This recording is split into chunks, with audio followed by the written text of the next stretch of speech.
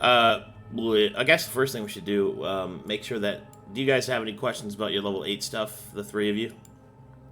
I did ask the question of whether or not that's something, or when, for that specific ability for Luka, is it something that I have to choose whether or not it is heal all enemies when I cast a spell, or is it heal all enemies and also damage?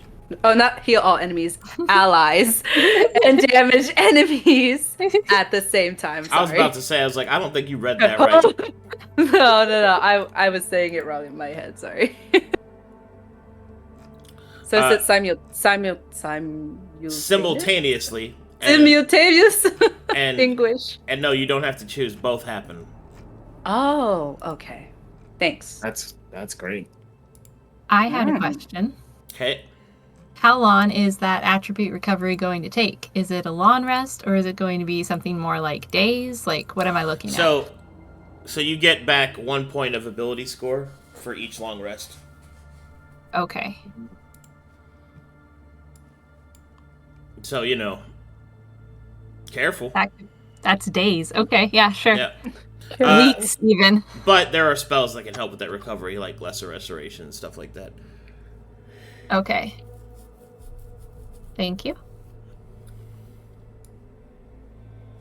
There's, I guess, a couple other things as well, but to recover naturally, it takes one per long rest. Mm-hmm. So make sure you be nice and careful.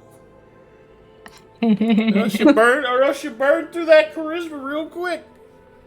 I've got a decent charisma score. It's not going to be that bad. Yeah, just, careful.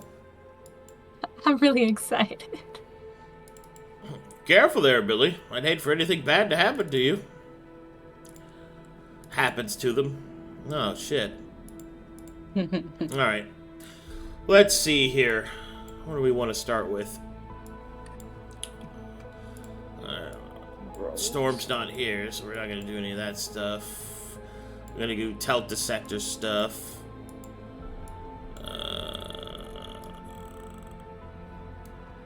Let's see. Did everybody want to be there for the Telt Dissector stuff? For any continuations of it? What's left to do? Well, I just wanted to make sure there's anything else you guys wanted to do. Like, you could explore more, ask him questions. It just depends on which pile of notes I open. Is there any more pathways you guys might want to explore? Or fates? I got everything done I needed to. Okay. Yeah, I think I'm done. Left him.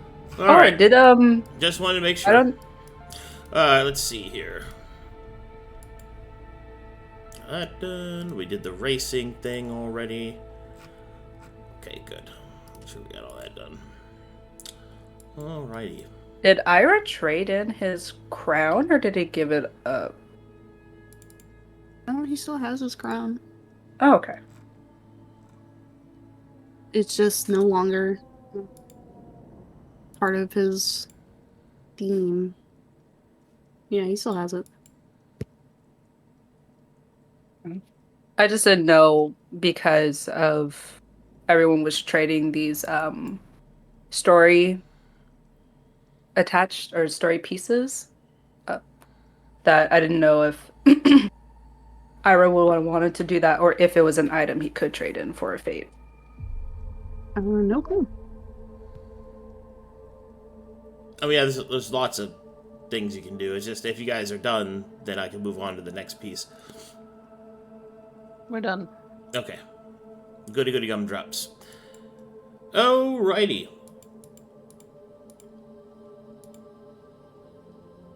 Well, I guess we'll move on to any other personal tasks that people want to do. I need Storm for mine. Okay. So, kind of stuck. I mean, kind of, but like, what are you looking for? Like, is it shopping related or is it anything else? Because I wanted to take some time and try and buff Ayaza, because I think after level 7 it was said that nightmares would undergo a change, but we haven't really rested since then. Until now. I mean, yeah, it's what you want to do. I mean, this is you get to do what you want. You're an heiress. What do you want to do? I don't really know how it goes. I was told that there might be some ritual I would need to do with Ayaza. I don't know anything more than that. So for Ayaza specifically, the evolution of the nightmare is something that just happens naturally. It just happens when it happens. So we can do that next, but do you want to do anything whilst you're an heiress? Essentially what I'm saying is that Ayaza's transformation doesn't require heiress, so we should do all the stuff that requires heiress first. You told me there's a library.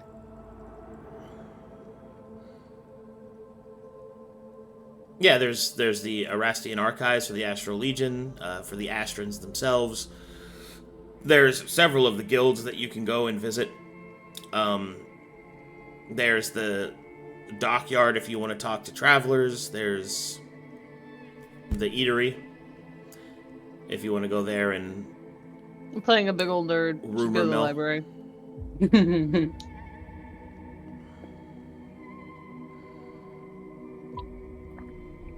You want to check out the hot goss?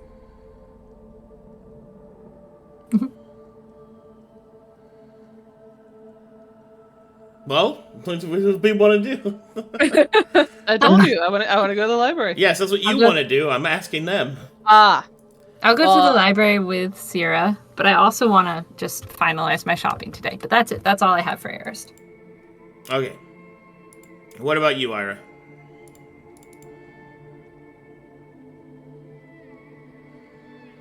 Anything I'm sorry, I'm here. I had baby chickens on me. I'm really not quite sure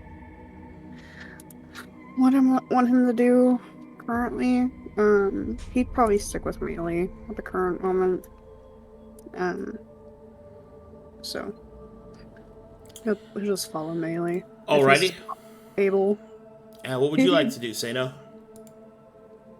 Seino will probably return back to the ship. Number one, probably work on a bigger habitat for Junior. And just keeping the ship safe, I guess. That's all he's gonna do. He has done all his personal stuff for Arist. Oakley dokley.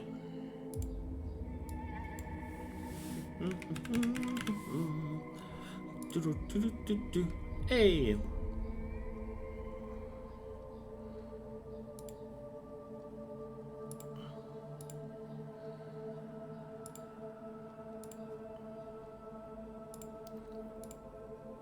Alright.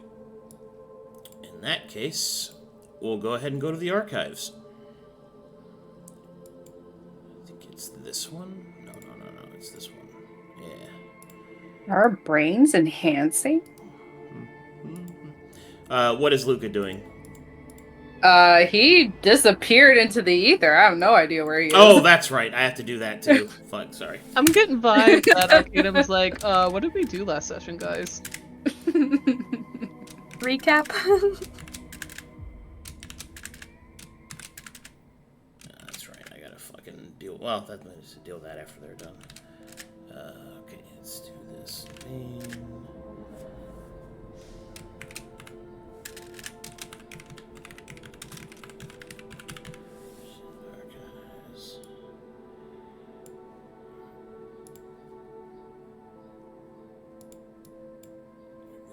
There. Oh, whoops. There. Does Seino have any more money left to get his stuff? Going back to For Nope. Junior? Oh. He got 0. Like, I exactly spent all my money on all my equipment. Nothing was left over? Nothing. Not one penny. Wow. I spend it exactly. You might need to mooch off of some of us, maybe. Get into the black market, maybe. Maybe do some stocks. Get into a venture with stocks with Sera. what money? What money do I invest? I didn't finish what I was saying with Sera. That's why I need Effie. Because Sera also spent all of her money. God, was Luka the only one who still had money left? No, only Rainzz and I finished our shopping on break. Everyone else has their money. Okay. Yeah. What did you get again? I got 2 spell books and a robe. 10k. Okay.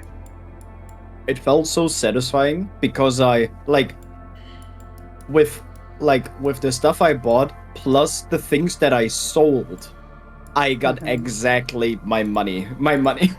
Like I got exactly all of what I wanted to get. Our bookkeeper already in the red. Hey, I'm not in the red. I'm straight neutral. I have wonderful news. We're in debt. I have run the calculations scribbled in this book. We are minus. Good news, everyone. I'm fucking dead. We're owing money to the black market, the stock market. Not the stock market. What's it called? Astral stock market? Or is there an actual name to it?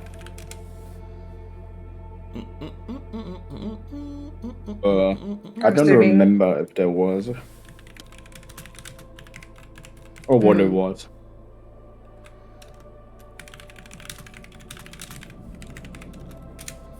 By the way, you can't hear me eat, right? No. Okay, good.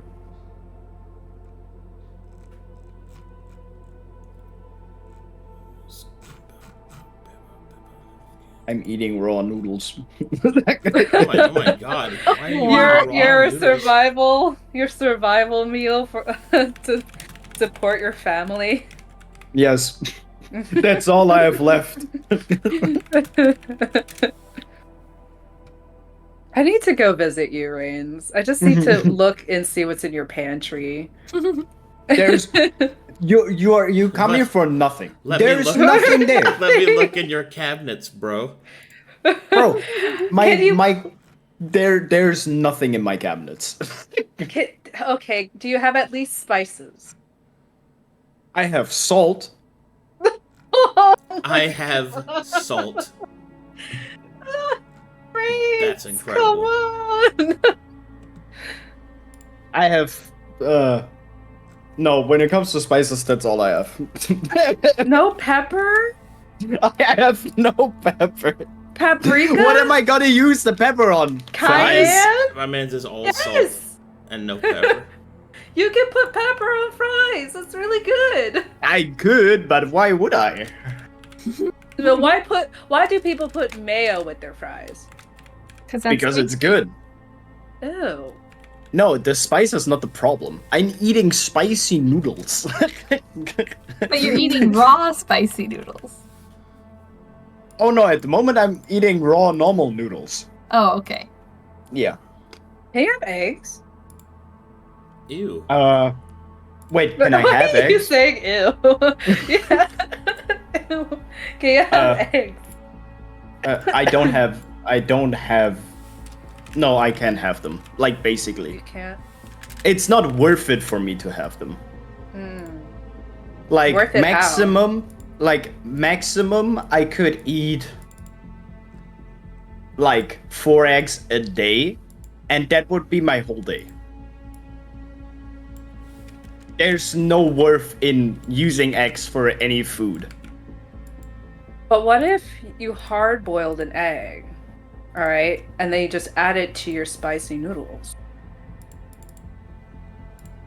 Then my spicy noodles just have more protein, and then I lose even more of my day. Wait, how does having more protein reduce how much of your day that you have? I'm getting confused by the math. Protein is the limiting factor on my food. Really? Yeah, the more protein it has, the less likely I'm able to eat it. Ah. Which is okay. why I never had cheese or meat or anything like that, because it has way too much protein.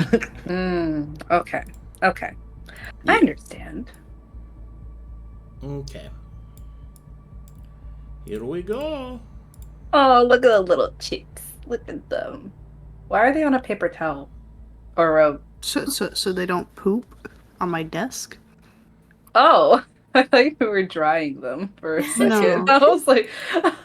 All right, so No. They poop all the time. Oh, as yeah. the party, or at least part of the party, specifically Sera, Irha, and Maelie, make their way towards the center of Arist, you can see that there is a centralized point in which the synthetic planet kind of meets in the middle, kind of like a pillar. And there is where all of the Astrans can be found, the people that own the planet, built the planet, all that kind of stuff. Most of the time, you have seen them kind of like on the edges and fringes. It's not so much that they are separated because they're a different class of citizen. It's that they simply cannot live in the same manner that everyone else does. As they are beings of pure energy, held together by a conscious will, there are certain requirements for them to go somewhere. Most of the time, if you've seen them outside of the central pillar, it is because they are wrapped in protective clothing that holds their form together and protects them from outside interference. As you get closer to the pillar, Sera and Maelie, and Irha, I suppose, can both feel the heavy presence of mana. More so than they have felt perhaps anywhere else. There is a concentrated aspect of it. It is still filtered, it's still clean, but it weighs upon them. As if casting a spell in this area would run the risk of setting off the mana around you. It's a very surreal experience. As you get closer, the Great Pillar widens outwards to all the different facilities that the Astrans have to offer.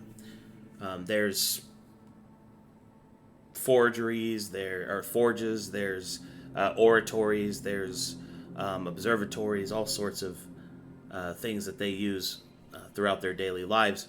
But at the center, there is the Astran Archives, which encompasses a large cylindrical clock tower that exists in the center of the pillar, as all the different pieces are floating slightly apart from each other, yet still comprising of a central building. And that is where we'll go. Well, damn. Can you tell me the like how similar or dissimilar the Astrans are to Taladonic angels?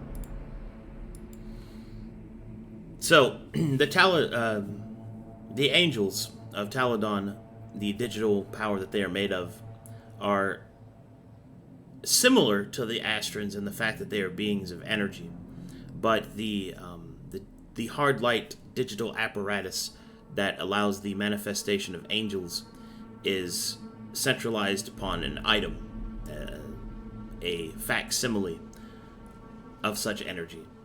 These Astrans are beings of actual energy. They are comprised of mana-given personality. So it would be suffice to say that if you were to compare to the two of them, angels are the highest form of item enhancement, of artificing, whereas Astrans would be the highest evolution of spells in and of themselves. A spell cast that became alive, as it were. Which is essentially what wild magic is. So this would be the evolutionary step of wild magic, what it would eventually become. So those are the two major differences between them. Cool. As you enter the archives, there are signs that are written in several languages that indicate that there is a public space for the archives for anyone to use. What are the other sections? The other sections are either owned by the specific guilds/factions, and there are also some that are owned by Arist itself that is not available to the public. Can you list that? I'm assuming there's a Taladonic section, right? Yeah, Ragdarian. yeah. What is Maelie from? Rexus? That's Effie. That's the Rexus Federation. Oh, Maelie's not. Well, I mean, Maelie's past vessel was. yes, as well, but that's the other Where one. would where would the Astral Mages be under? They would be under Rexus. Okay. Astral Mages. Any others that you'd be interested in, Essie? No. Astral Mages was really what I was looking for, but I was also going to keep an eye out for that Taladonic stuff you wanted. Okay. I'm ready. Let's keep going, Arcadum. Well, as you enter the central platform, and there's different paths you can go, different places, you'll notice that when you step into the centralized platform, it kind of almost sort of shrinks down to accommodate for 3 people. Like the entirety of the complex is morphing and shifting constantly. And as you step up here, you enter this area.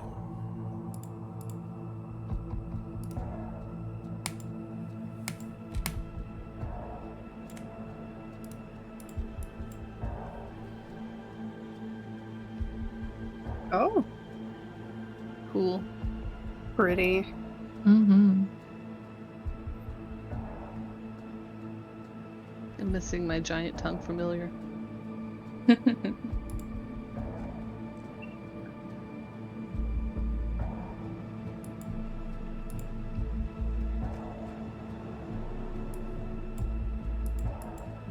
Oh, it's old Moto. He's so cute. Look at him.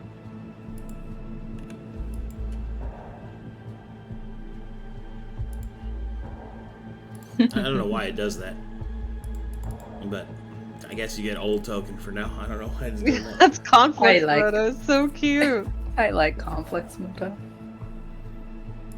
He is indeed a cutie patootie. Tute patute.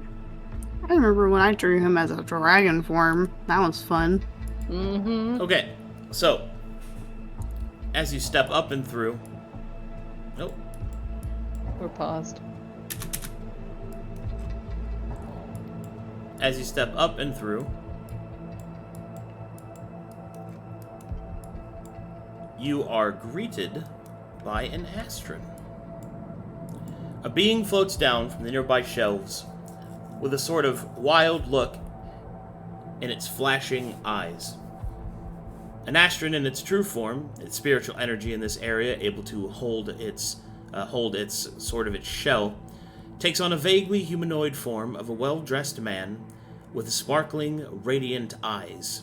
The eyes themselves are flashing lights that shift and change with color and mood. The hair, if that is what you would like to call it, seems to be like an inky splotch that wobbles and waves with the movements of his body. And you will see this creature approach you. Oh, What a sick dude. it looks like he has Christmas lights all over him. Ooh, There you go, Chad. like the design. Really That's cool. Sera develops a crush on the librarian. I second that. You're Puppy crush, puppy crush. Alright, as he kind of descends down, he will speak. And as he speaks, you will feel that his words are translated by the air. So it's kind of a weird effect of he is saying something totally different than what you're hearing. And it could be a bit of a jarring effect, but the air itself is translating his words. But he will give a slight bow, and then he will say, "Welcome to the archives. My name is Johes. I shall be your guide through knowledge. Dear shivers. I will give a sheepish wave. Maelie tips her hat. Tell me, travelers, where might your voyage of learning begin, that I might guide you more thoroughly? She'll just gush out. Ice magic. Ah, evocation, no doubt. Very well. Yes, please. Are you searching for magic creation of such spells, or the application in combat? The latter. Very well. Please, follow me to the center of the chamber. She follows him way too closely. Oh, Oh, here, let me zoom out. Stick kind of close with Maelie. I'll walk with her up there. She's like 3 inches away from his floating hair. Oh my god, what does it smell like? She's marveling at him. She, the thing.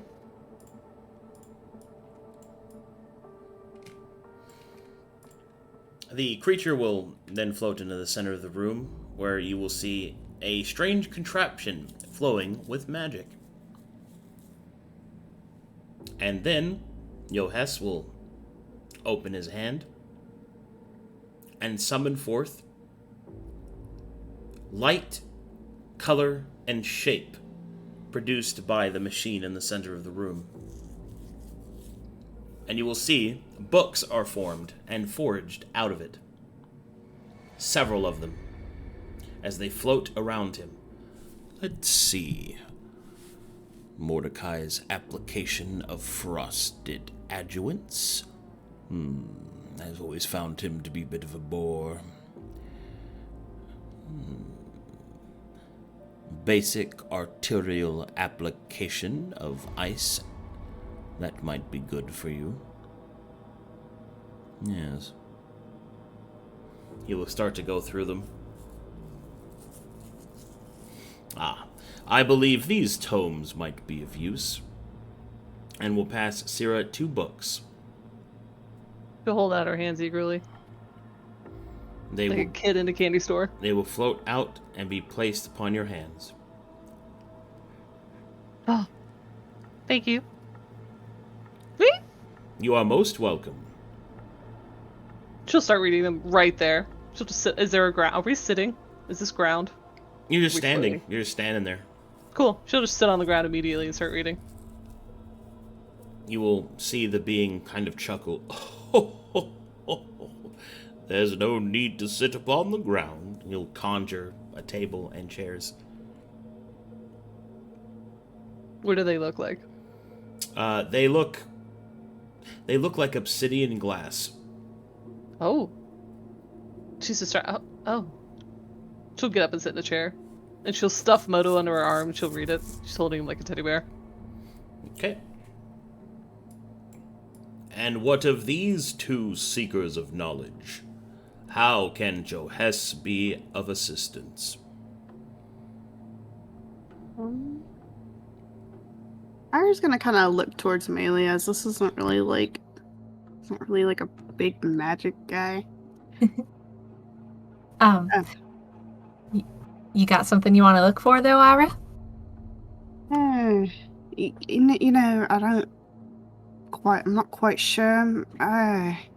Do you have any history on the planet Dragonstar? We have several tomes on the history of Dragonstar. We have one from each of the different perspectives. It's quite fascinating to see how the singular history of a planet can be seen through such different eyes, especially of creatures as ancient as dragonkind. There is less generational, what would you call it, dissolution of their own history, and yet they still relied upon mortal kind in order to objugate their particular political structure. It's quite fascinating. Here, take these tomes, and he will summon like 8 of them. Well, I guess in more particular, do you have anything on a particular type called Godumvia? He's... He'll start to look through his many books as they float around him.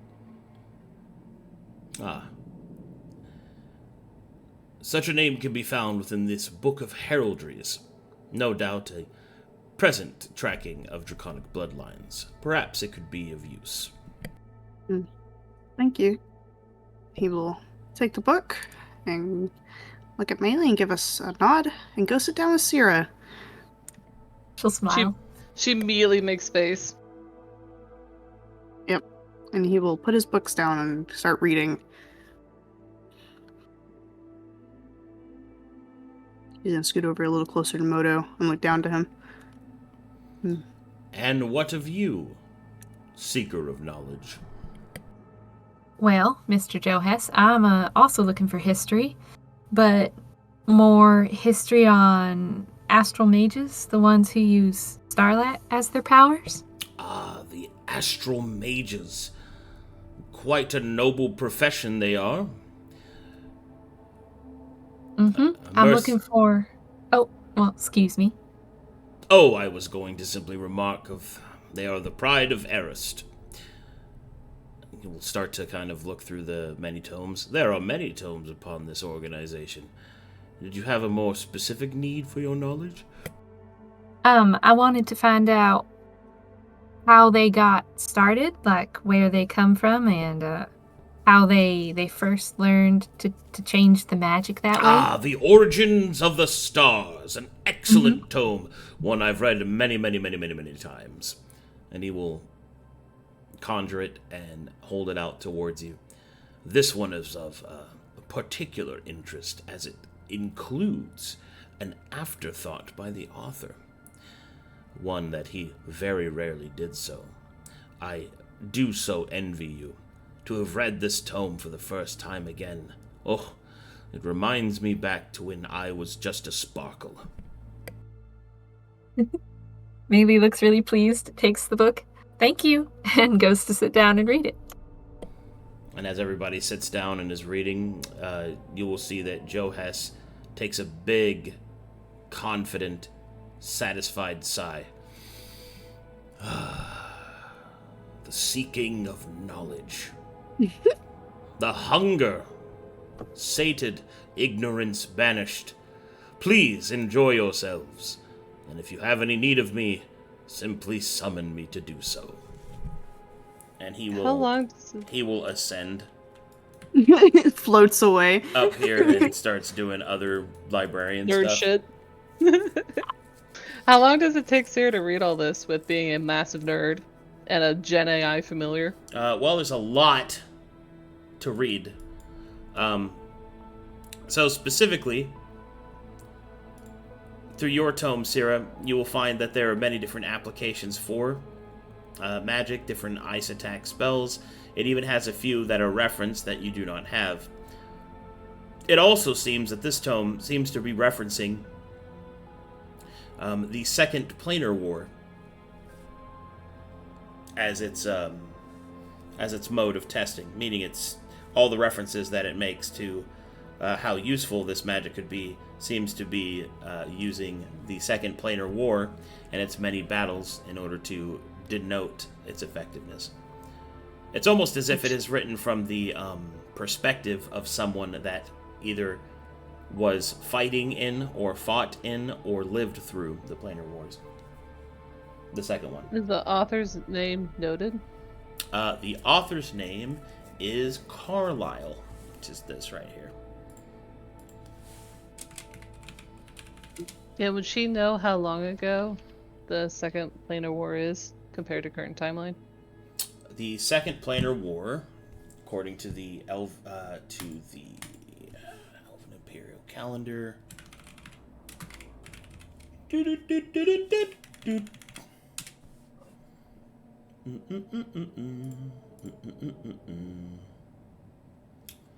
Hold on, I've got to reach reach back for this one.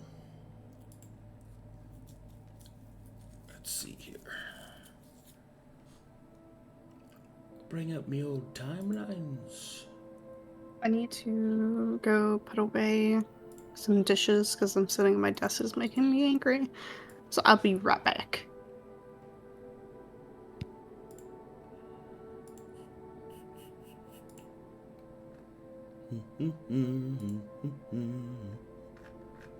Let's see. Where did I put that?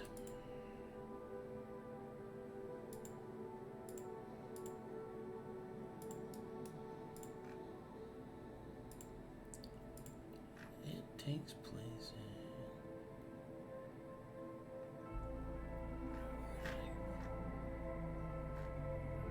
Oh, here we go. It's down here.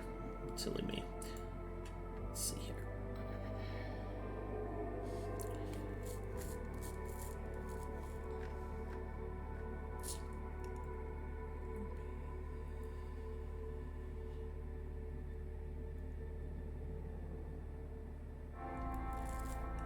The Second Planar War took place in...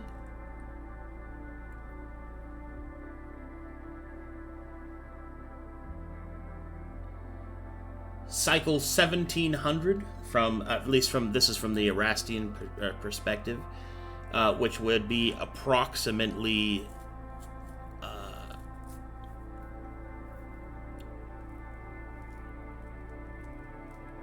3,000 years ago.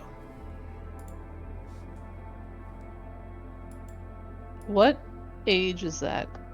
We're in the 6th age, right? You are in the no. You're in the 7th, but I will look at that for you.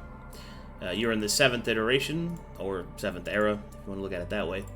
The Planar War happened in the 3rd era.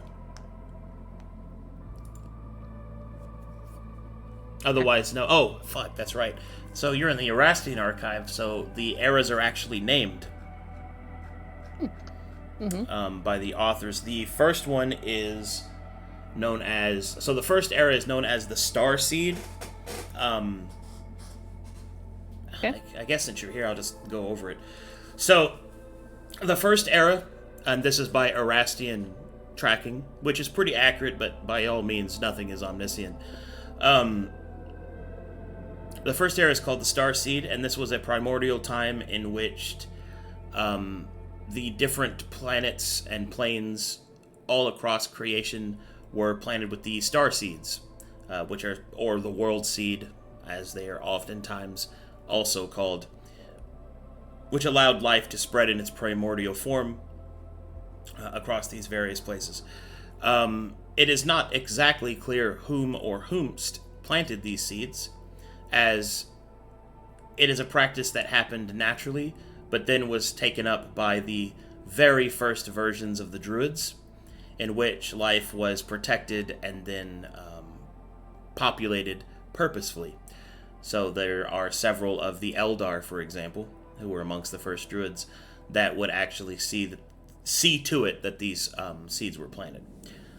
The second iteration / era is known as the Time of Toil, in which civilizations began to build themselves up, interact with each other for the first time.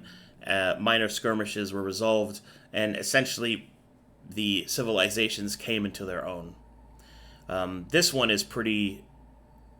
The second and first iteration are pretty heavily obscured, because there's really just not any written text from that time.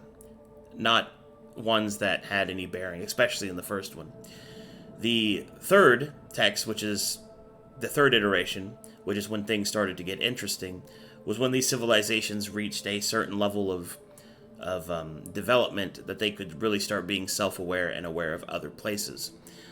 Some developed faster than others due to their various circumstances, and as such, the third era is called the Shattered Sky, because this is when the Planar Wars really started. The first Planar War, which wasn't technically a war, but it is referenced as such.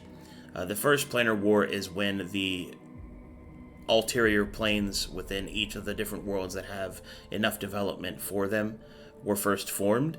so such as hells, heavens, elemental planes, things like that, were formed, and their battle with each other for their place of dominance, of basically coaxing out their slice of the pie, as it were. There has also been some minor clashes across the more developed worlds, but the first planar war was a relatively tamer affair compared to the second one. The second planar war taking place in the Shattered Sky. Then you have the first and second planar war were in Shattered Sky. the first planar war was in the Time of Toil, near the end of it. Okay, let me move this up. The second planar war takes place in the iteration of the Shattered Sky. And then finally, the fourth era is known as the Chorus of Crowns. The Chorus of Crowns was a time of ambition, was a time of political development, and essentially the different civilizations began to become more socially adept, not only with themselves, but indeed with the extended neighborhood of creation around them. This is when many of the first major spells that allowed people to travel from one plane to another were developed. This is also rumored to have been when the Taladani first came into their power, when Maltos was completely unified and all that good stuff. This is also the beginnings of the third planar war, although it did not happen in full swing until the fifth era, or the Time of Trade.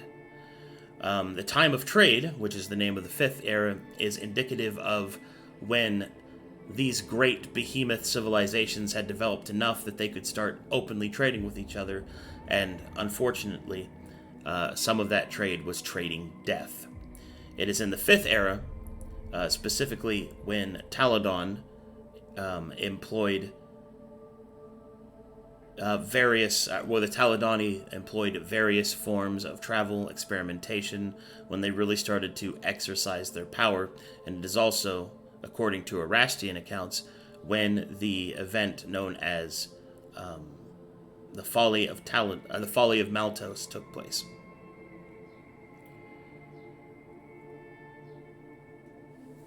And it is also the time of the third planar war.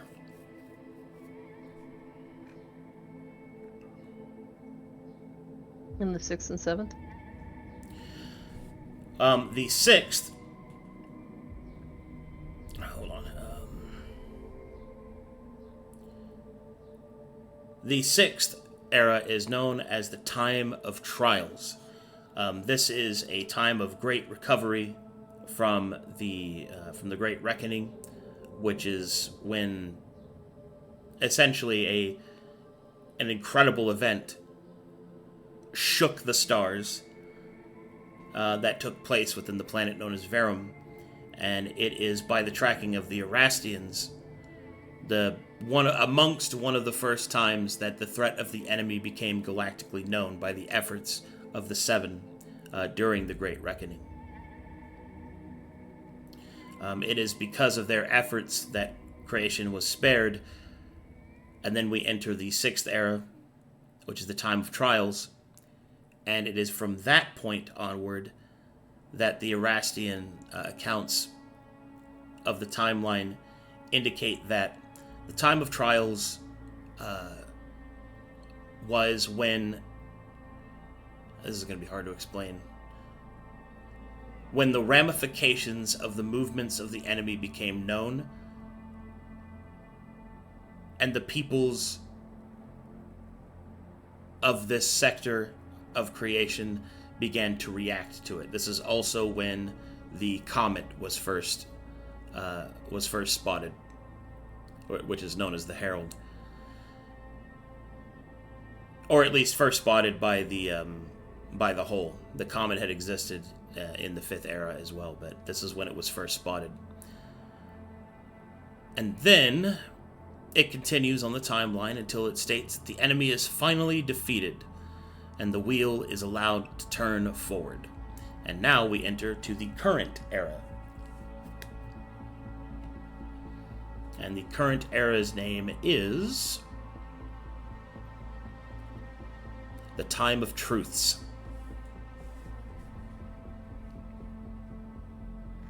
They got any records of what's happened so far? The records are pretty slim. But then again, it's only been... It hasn't been long enough for a lot to have been recorded. Has it been, say, 50-some years? Yeah. Okay. Which to an Erastian is an eye blink. That's not really nothing galactic has been recorded as of yet. But yeah, those are the eras as depicted by the Erastians. Okay. That's super helpful. So she's reading a book from the Third Era. Yes, specifically, that book that you're reading would be around the the cycle number 1700. The Shattered Sky took place from 1501 to 2250. 15001, or just Here, I'll just go back through them and give you their relative dates. I have the dates here. So, for the Star Seed, which is the first iteration, it's 0 to 500. This is basically primordial time. okay. Then you have Time of Toil is 501 to 1500. And then the Shattered Sky is 1501 to 2250. Oh, I see. It's 1501 to 2250. And then the Chorus of Crowns is 2251 to 3000. Okay. 3001 to 4137 for Time of Trade. Yeah. Okay. The Time of Trials is 4138 to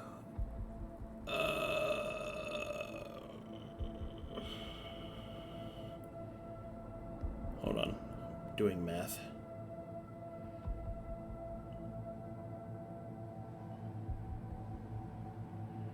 It would be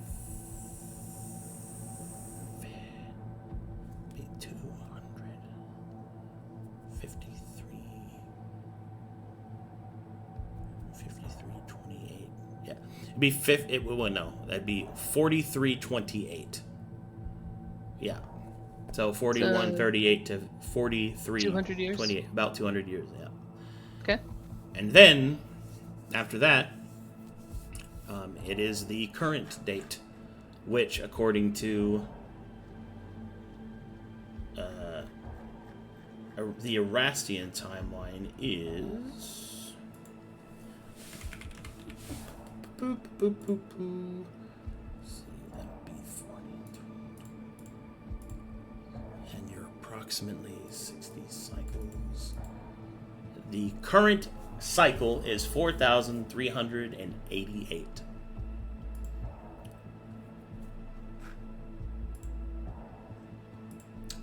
And the date in game is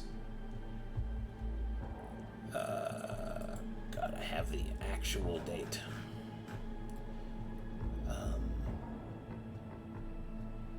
It is,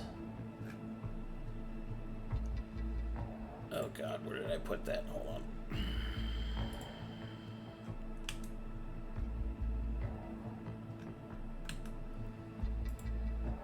That is the incorrect place. That is also the incorrect place. Hold on. Give me just a second.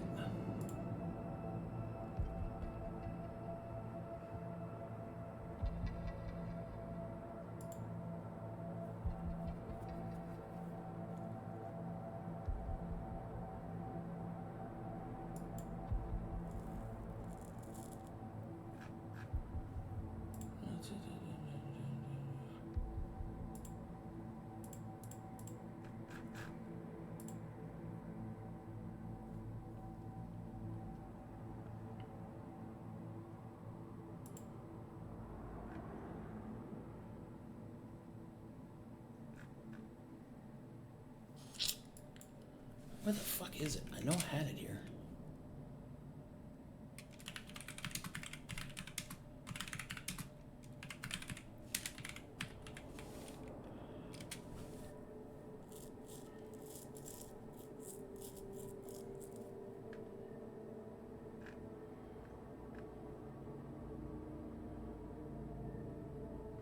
Oh, there it is. Okay, I have to go there.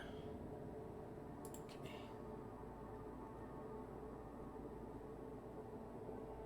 That is...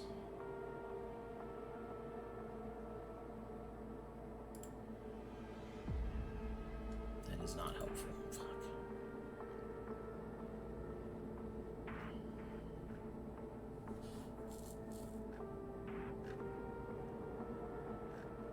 I know it's here. Just give me a second. I will find it. I know I put it in here.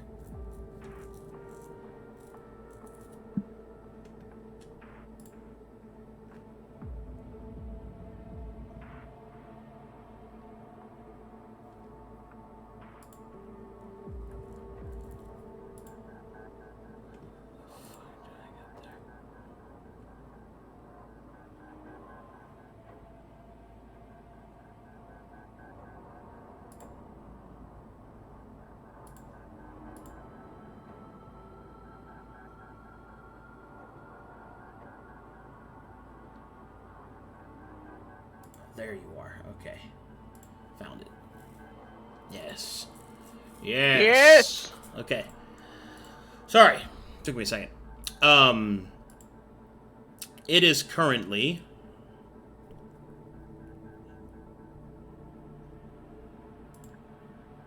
the 11th of Hates.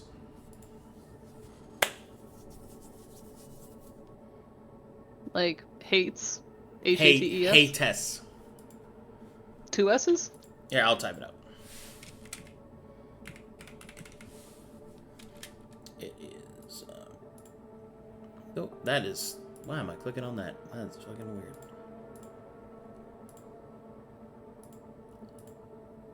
Actually, here, I can just give you the whole calendar. There you go. That'd be way easier.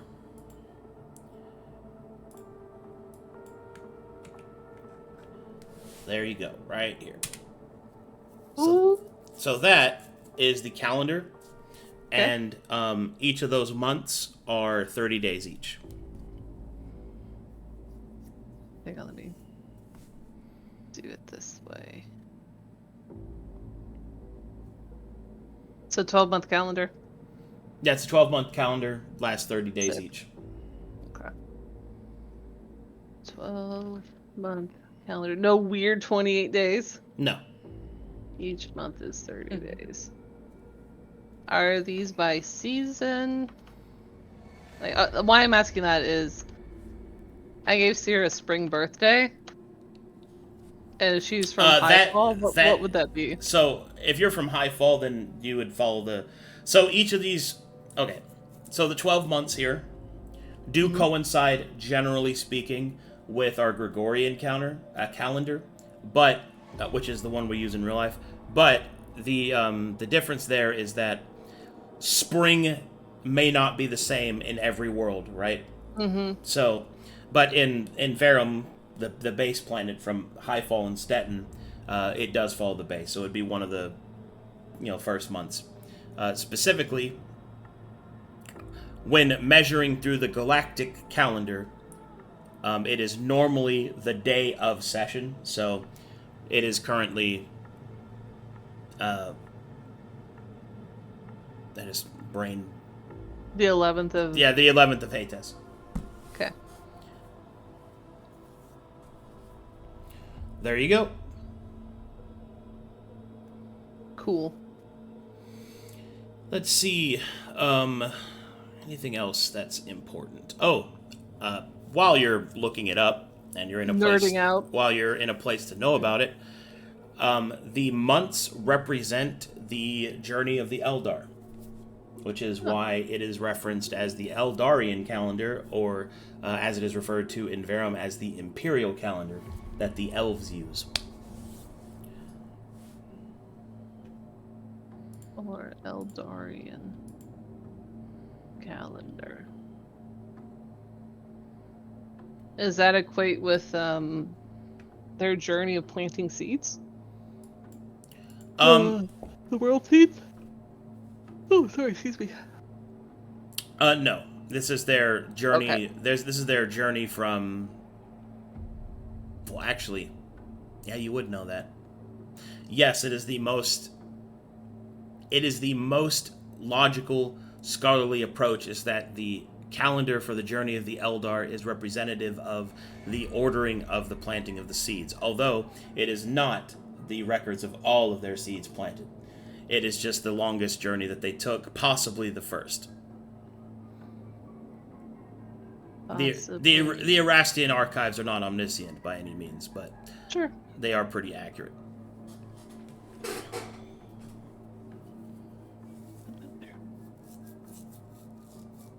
Juicy. So the Planar Wars, is that per planet? No, the planar wars represent a planar war is a war in which comprised more than one planet. So wars that happened on one plane of existence, like for example, just on Verum, is not a planar war.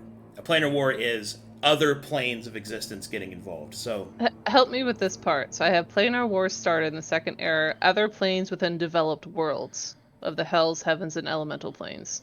That's where I'm confused. So those are called inner planes. They are connected directly to a planet, but they are still other planes of existence. Like for example, so inner planes started in the second era developing. Yeah. Okay, started developing within planets.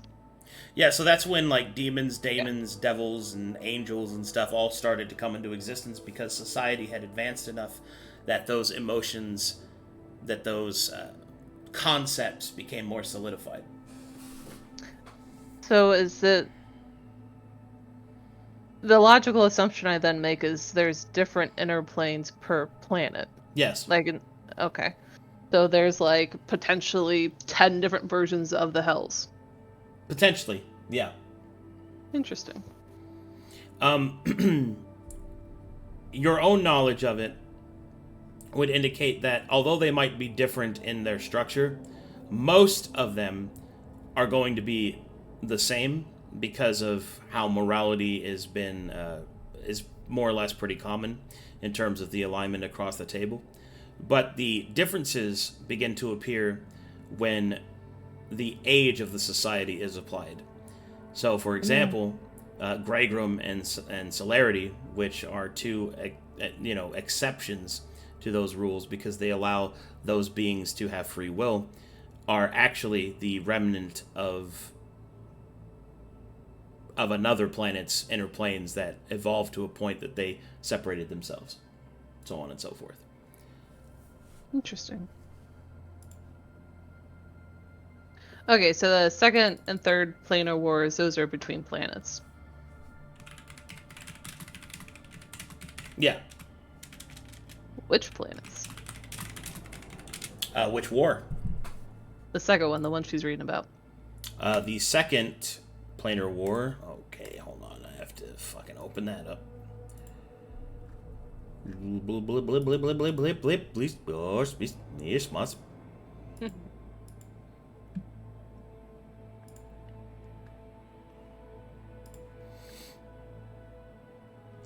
Alright. A lot of scrolling. Let's see here.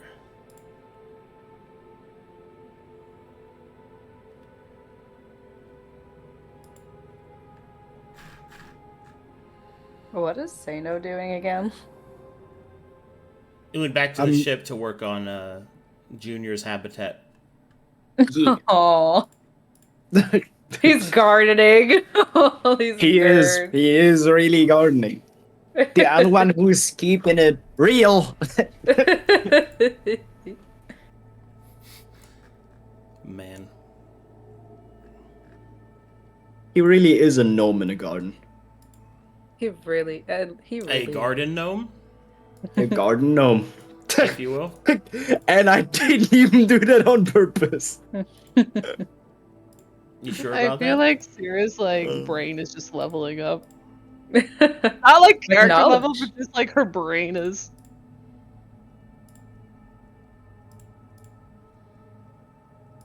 And it's pretty cool to get to talk about the fucking history of everything. Because Yeah, to It's really finally nice be to able listen get the to. timeline of everything. most people She's don't. been after Yeah. that since Conflux. Most people don't get access to this kind of knowledge, so it's pretty fun. Okay, so the second planar war.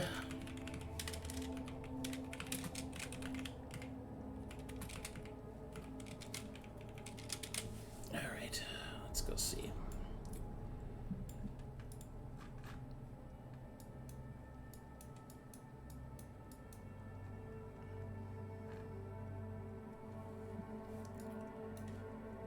The second Go ahead. The second planar war was focused on the nebula of Hates. It involved the planets of Zatkel, Halos, Azingolt, Storm, Dragonstar. God, I can't spell all these. Oh, I can just type them out for you. Yeah, I'm over here like sounding it out like I'm in first grade, learning how English works. I got it.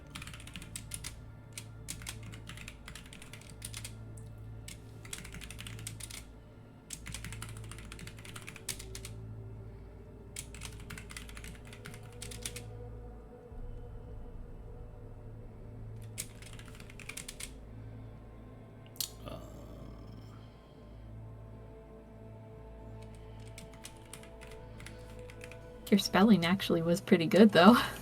Did I do all right? I think so. See where we're down here. I missed one though because I just the one between Azingolt and Dragonstar, Serric Storm, I think. I don't know how Yeah. to start. Whoops.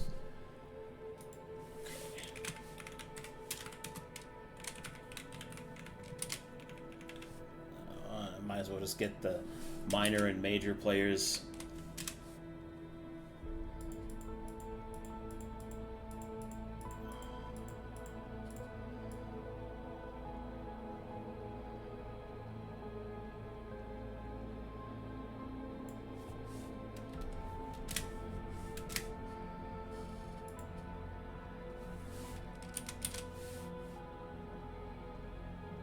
Inner Plane started developing with planets in the second era, right? Or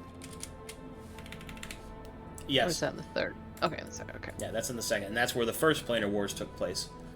Mm-hmm. I got Planet Wars started in the second. I'll put first. First Planet Wars. Okay, sorry. The major players for the second planar war are these individuals. Thank you. Or planets, not individuals. And the lesser players, meaning that they took a minor role, are these. Cool. And the focus took place in the nebula of Hates.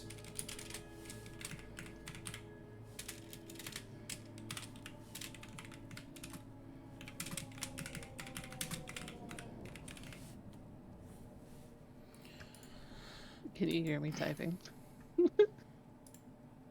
Okay. Juicy. And the third one. In the fifth era. Oh, okay.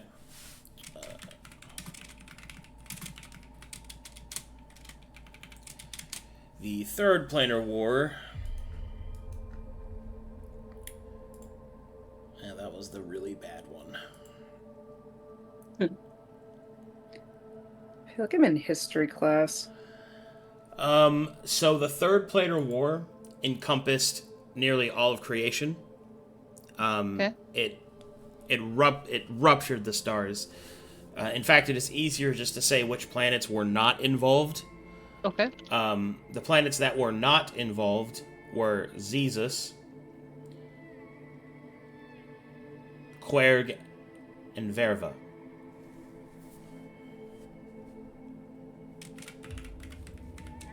Can you spell the first one for me? The Zezus?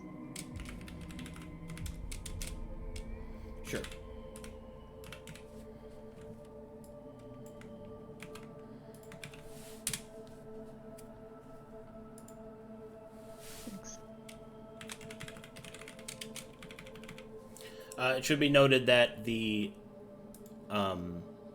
battle against Ragdar and Maltos occurred during this, and it is where the genophage that was dropped on Ragdar happened. Would you call it a battle or a war? The war. It's Okay. yeah. During this, was that like a I don't know, a sub war of the Third Planar War? No, it's just one of the many. The Third Planar Wars actually encompasses several conflicts, several conflicts, right? And see, the thing about it is the reason why it's called the Third Planar War is that so many different planes of existence became in conflict with each other, that alliances were made, called upon. The stars were not an easy place to travel because of that. It was just... To call it one singular war would be inaccurate, because it's actually several smaller ones, but they happened at all the same time, and they all exasperated each other. So they're all kind of just put together into a singular one. But if you had to look at the main players, the biggest, I guess you would call it, slice of the fighting pie would go to Maltos and Ragdar. Because that's when the Taladonic Civil War happened. Where the Ragdarians separated, and, what you know quite a bit about because of conflicts. Mm-hmm.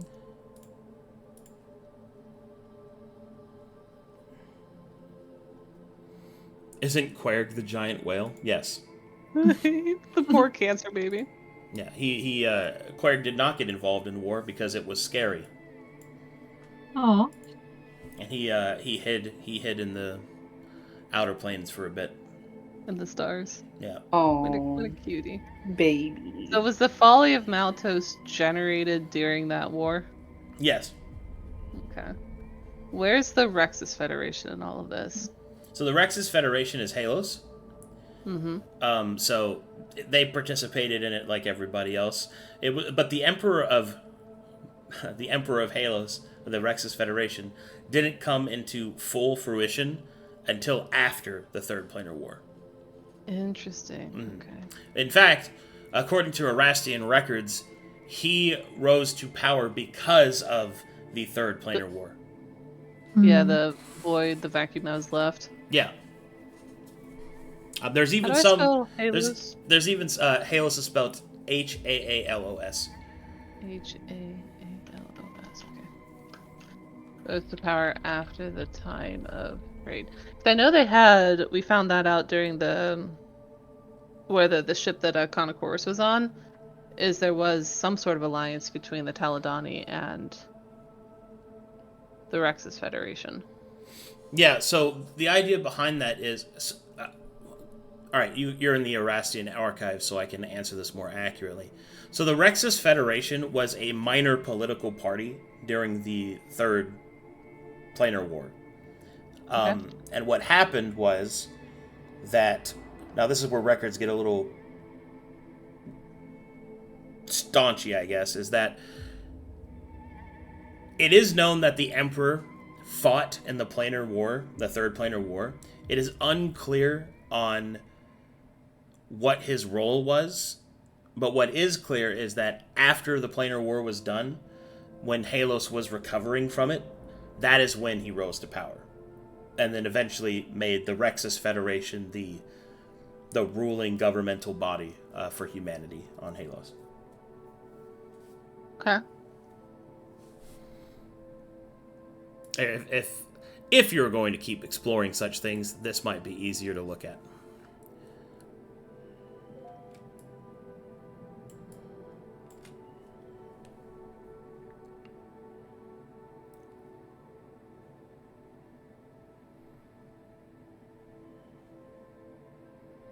So Sera knows that Babylon has some sort of sway over Greygrum, because is it the Shadow or the Shade Council? Shade Council. The Shade Council had the same amount of healthy fear respect for him, and referred to him as the creator of their whole race. So even if there's a whole bunch of different versions of Hells, would it stand for her to reason that Babylon has sway over Maybe not all, but a majority. Yeah. So, a little bit of expansive knowledge here. So, you can see my arrow, right? Like, you're looking at this? Okay, so Verum's in the middle here. It's the only planet not shown. It's in the center. Mm-hmm. And so, each of these planets, whatever you want to call them, if they have creatures that have the concept of morality, then they will produce inner planes, which are heavens, hells, things like that. And if they have the appropriate elemental sustenance, then they'll produce the inner planes of the elements, which is fire, earth, air, wind, or wind, water, right? So, and also they will need a source of life and a source of death, which in the case of Verum is the Shadowfell and the Feywild. The Feywild being the sun, and the Shadowfell being the moon. So, each of these different other planets have different versions of those same concepts. But, due to their unique makeup, they might be portrayed differently. For example, the Hells of Halos may be representative in a different way than the Hells of Verum, right? Or the Hells of anywhere else, really. Another good example of this is that Arist does not have inner planes because it is a synthetic planet. So there's no... So Babylon doesn't have a presence here, at least not in the normal manner. Another good example is that Band also does not have inner planes because of synthetic planets. Yes, it's because Band is ruled by artificial beings, so the morality of the Bandites are filtered through that. So it's there's all these differing levels of interaction that they have with these inner planes. Babylon, his presence is stronger wherever there is more, specifically guilt, but it's more of that presence, right? But also the more developed the society is. So even though Eris doesn't have any inner planes, laws obviously form this place, which require oaths. So that means Babylon is a part of that as well. So Babylon is amongst the few deities that have an intergalactic presence, right? Because he is representative in all the different planets. That's why he's one of the more powerful ones. So does he have a presence on Arist then? I got confused. I thought you said he didn't. No, he doesn't. But he's still, his powers still are fueled by those oaths. Oh, I see. Yeah. So the point is, when I say presence, I mean he can't manifest here. Okay. That's what I mean. Yeah. But just because he can't manifest doesn't mean those concepts don't provide those strengths. And he's one of the few deities that have an intergalactic presence. So, there's him. There's like Own and Woad, for example, have intergalactic presence because the dream is everywhere. And so on and so forth. Okay.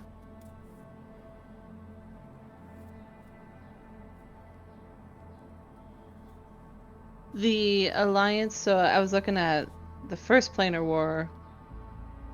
Where did that go? Oh, I don't have the plans for the first one. Well, I'll come back to that. The second one, which was Dragonstar and Greygrum, as the minor players. Yeah. Why would Greygrum have gotten involved? So, in the second Planar War, and now remember, this is from the Erastian viewpoint. In the second Planar War, the Haytest Nebula made a discovery. Okay. A discovery that more or less sparked conflict between those four worlds. The discovery, it is believed, to have been the ability to give artificial life to a person. To give artificial life to a sentient being. Now, anybody who's seen the Violet Arc knows that making a synthetic soul is fucking crazy, right? Being able to actually create life is an incredibly difficult process. Now, the Erastian records state that this process was believed to have been a failure, but even the threat of it was enough to get the other worlds involved. Most notably, the aggressor here was actually Storm.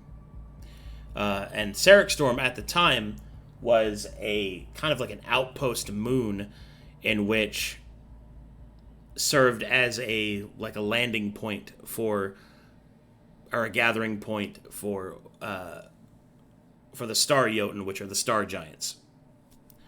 And these beings heard of the synthetic soul and in their wisdom knew what it would cause, so they sought to invade Asengult to destroy it.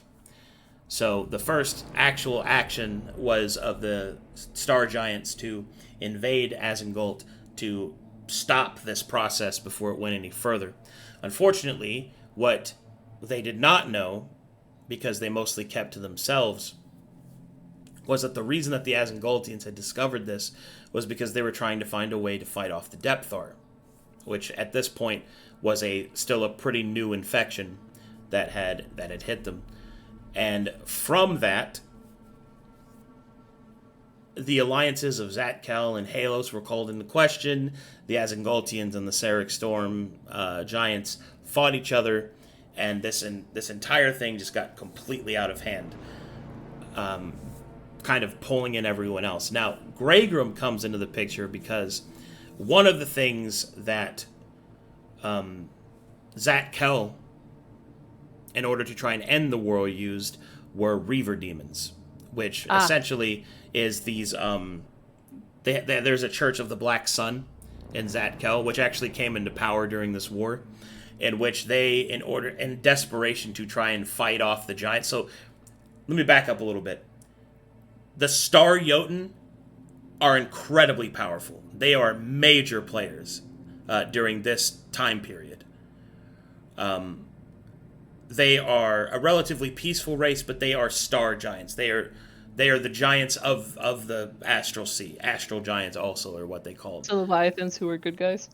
Well, no, they weren't as big as Leviathans, but they were still Okay. giants, right? And giants in this case aren't big and dumb. They are like greater humanity, essentially, in this regard. So them attacking a weaker world, which Asengult certainly was, and in fact, Asengult was... so Asengult at this point is still dealing with a new infection of the Depthar. They're a very peaceful world. They haven't been completely decimated by the virus yet. So it essentially looked like, to everybody else's viewpoint, that Serric Storm was invading Asengult to conquer it, which is what it looked like to everybody, even though that is not what they were doing.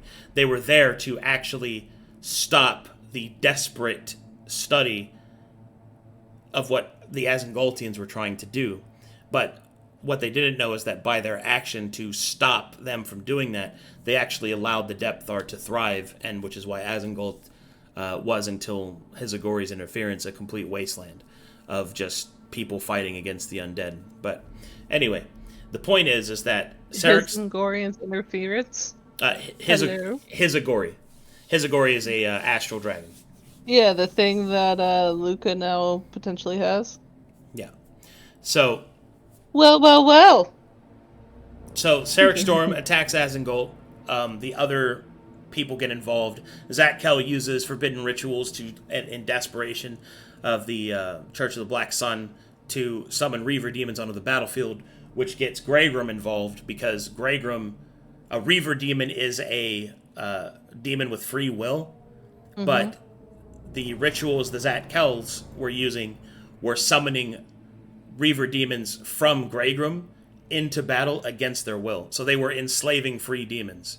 So Greygrim gets involved because they get pissed. Yeah, they get pissed and they get involved and are trying to stop these people from doing all this shit. Halos, however, does the same thing by summoning free angels into the battlefield. So Celerity gets involved, and then from these two getting involved, what essentially happens is that just the waves of this crashing kind of washes over Dragonstar. And Dragonstar, at this time, was being ruled by the Chromatic Dragons in their rotating government. So the Chromatic Dragons led by I have his name somewhere, but there's a red dragon that was ruling over Dragonstar at that time, who saw it as an opportunity to essentially increase the power of Dragonstar and deal with their rivals across the stars. So Dragonstar just takes a fucking pure greed move here and comes swooping in and just starts hitting people in the side, right? Specifically, they target the Star Jotun, the Astral Giants, because the Dragons of Dragonstar at this time are also a major player, and Storm is a rival to them. And then when they see that Storm is getting hit from 3 different sides, they actually opportunistically try to come in and defeat Storm once and for all in order to take the place of it and to knock out one of their great rivals. And from the result of that battle, so many astral giants died that they fell onto the moon, and it increased the density of the moon that it became the planet of Storm, which is comprised of all of their corpses, and the astral giants eventually died out because of that, and so on and so forth. Damn, that was some good lore. That was some good stuff right there. So much lore. I love that. I was like, I love listening to podcast lore because it's so good. You're just sitting here like, wow, that's awesome. Mystery Box is fun. And Yes. vibing. How did Verum play into this? so They're one of well, the major players. so the key here to all of this is, where did they get the information for that? Oh boy, it's time for Tyr. So yeah, so at this point, Tyr is trying to deal with... So this goes into some Violet lore, but essentially because Tyr knows what's coming, he's trying to make this synthetic soul. One of his experiments was in Asmongold, right? So Verum becomes involved because the Astral Giants figure out that it was an entity from the central planet of Verum that was involved. However, their plan was not to attack Verum. What ended up happening, and this is where it gets a little humorous, I guess, is that Verum is involved because of its position in the stars. All of this fighting occurs over its sky. Just over its sky. So much fighting is happening over its sky that they are literally seeing it through, like, they're seeing flashes of light above them, like people that live on Verum are seeing the sky being shattered. So they get involved because they live there and don't want to die. And they're like, what the fuck is this? Yeah. They're Belgium in this scenario. They don't want to get run the fuck over, because at this point Verum, as a planet, there are pockets of greater advancement. Is not that advanced in terms of its tech or magic level. I mean, they're not nothing, but they're not nearly as advanced as they are now. So, there you go. Wait.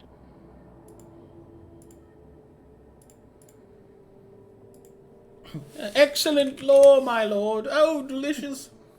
So, Scrubsy delicious. what are all the spells you learned out of her ice book? What are the what? The spells she learned out of her ice book. Oh, they're... Going back to what she was originally reading. I mean, those are just spells that you know. That I already know? Yeah. Like, does it have an impact, effect? Does she get a power-up? No. No, you don't get Boo. a power-up. Closes book. This is Useless. not like The Sims. That's why it's called the Shattered Sky. Isn't that cool? Sorry. That's why the era is called the Shattered Sky, is because of the fight over the... Okay. Never mind. It's good. That's... Are you fishing for compliments right No, now? I was just Uh-huh. pointing it out. No power-ups, boo, boring, stupid, dumb. Closes book.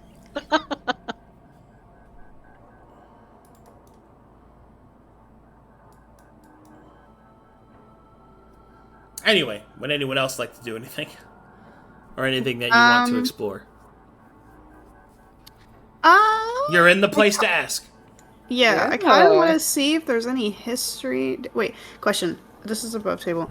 Do we know, as players, like, do we know of Tyr, or, like, the name Tyr? I don't remember. Yes. Tyr does now. Okay. Yeah, Tyr does. Do we have any information on records of possibly folly and whatever experiments that follows along with it? Since he was one. You can look Adjust that up. glasses. You can The look that up. fifth We era. getting into the deep lore. Ooh. Oh my god, I'm so excited. Yeah. I wish I was not in the ether. I look guess forward before to connecting Tyr to the Folly of Maltos. I know it's gonna be great. Mm. Before I start that, is there any information that I found about Godinvir specifically and why he's called the Devourer? Godinvir is called the Devourer because Godinvir was a knight that would eat his enemies. Solid shit. What a He's a Chad. big boy. Whoa. And then, is there any information on the prismatic dragons? Specifically about his house?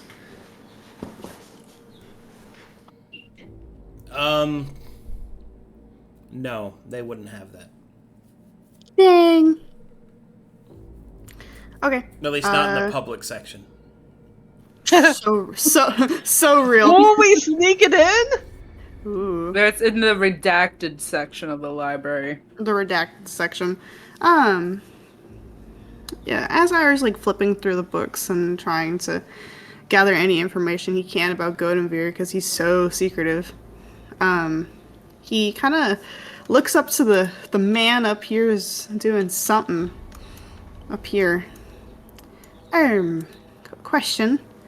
I know this might be kind of strange, but I don't believe there's any much history about Godinvir and his family. Do you have anything else on it?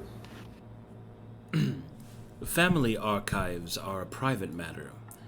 We only deal in what is considered to be public information. If you would like to know more about a family of dragons, you should consult their personal archives or ask the individual themselves. Oh. Well, I mean, I can ask him. Ira's gonna kind of go back to flipping through his book, but he's going to be asking Godinvir through his brain. Wow. Godinvir, question. I'm just trying to do a little bit more research on you, as you're quite secretive, and I just want to understand you better. What's your family like? Can I have access to the family archive so I can read more? I just want to understand you more. I feel like we're quite distant. You could just ask me, Ryder. Well, you always tell me I'll tell you later, or something like that. I don't know. Well, Anyway. it is later. What do you want to know? I don't know. Tell me about your family, who they are, what got you into being a knight.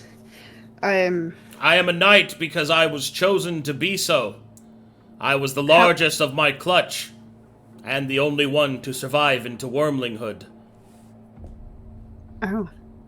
My father was a great crafter, wielding scaled magic. He died in one of our many skirmishes with the others of our kind. My mother survived for quite some time until I was raised into an adult. The sickness took her, unfortunately.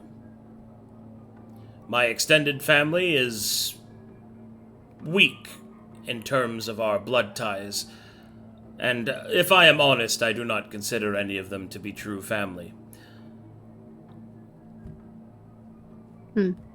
Well, I guess that's good to know. I appreciate that. Is there anything that you would like to know from the librarian while we're here? Yes, I would like to know Don't say it. I would like Don't. I would like to know of the noble houses within Arist, specifically ones with eligible bachelorettes. Iron's gonna give a huge sigh, and Maelie and Sera can clearly see it as he's flipping through his book. Goldenvia, I'm not going to be asking about the bachelorettes. I'm perfectly happy where I'm at right now. But I will ask about the noble houses for you. Yes, specifically the ones with available daughters. No.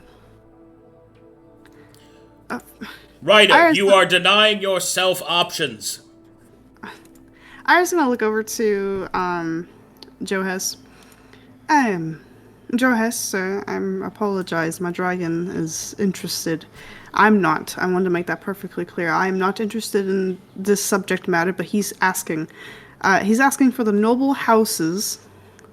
He pauses, and he says a little more sheepishly.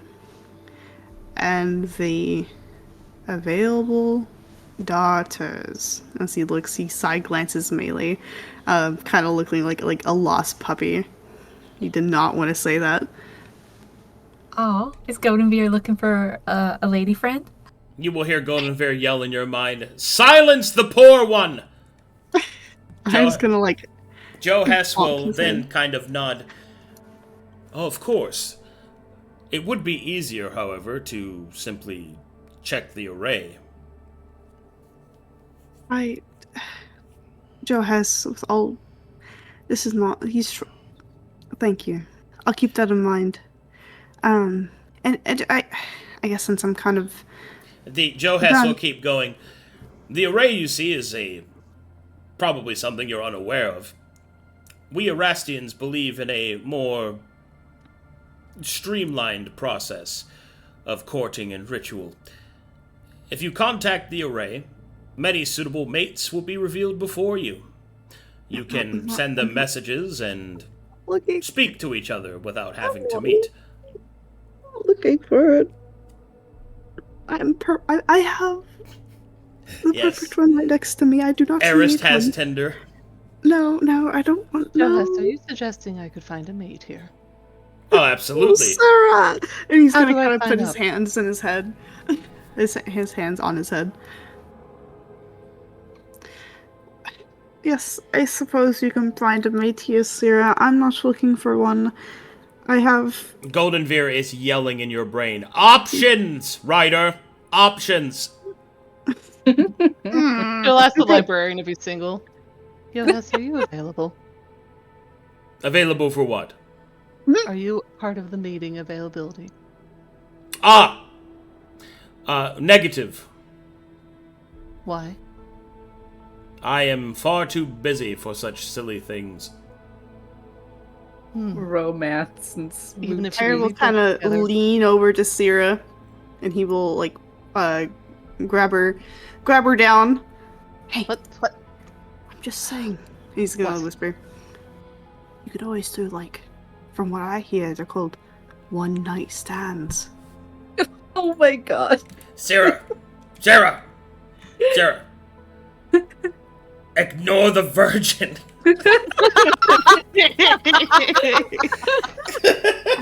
That's what I heard they're called. I'm sorry. She'll go back to flirting with the librarian. And I will. What's the, is it the Dewey Decimal System? What was the thing where you, index cards? Y'all know what I'm talking about? Yes. Yeah. Do you use the Dewey Decimal System here? I do not know who this Dewey is, nor his decimal system. Here we use the Erastian system. How does it work? It's quite simple, really. You have a subject, and then we have connective points to all manners of that subject's deviations and permutations. Steer is super fascinated. I like that It is a web of connection based off of relevance of what subject you are searching for, not of title or reference, but rather of intention and meaning. So if you were to receive a new piece of knowledge, how do you add it in? It is simple. We look at the knowledge, we see how it is relevant, and then we connect it to as many points as possible. And then, as individuals use the system to search for information, it makes as many connections as it becomes relevant. May I watch you input one? Of course. Do you have a piece of knowledge? She probably does. How would I Well- know what to give him? That's up to you. What do you think's worth knowing? Okay. Wait, Sera. Tell him about the conflicts archive. The keepers. Tell him about the keepers.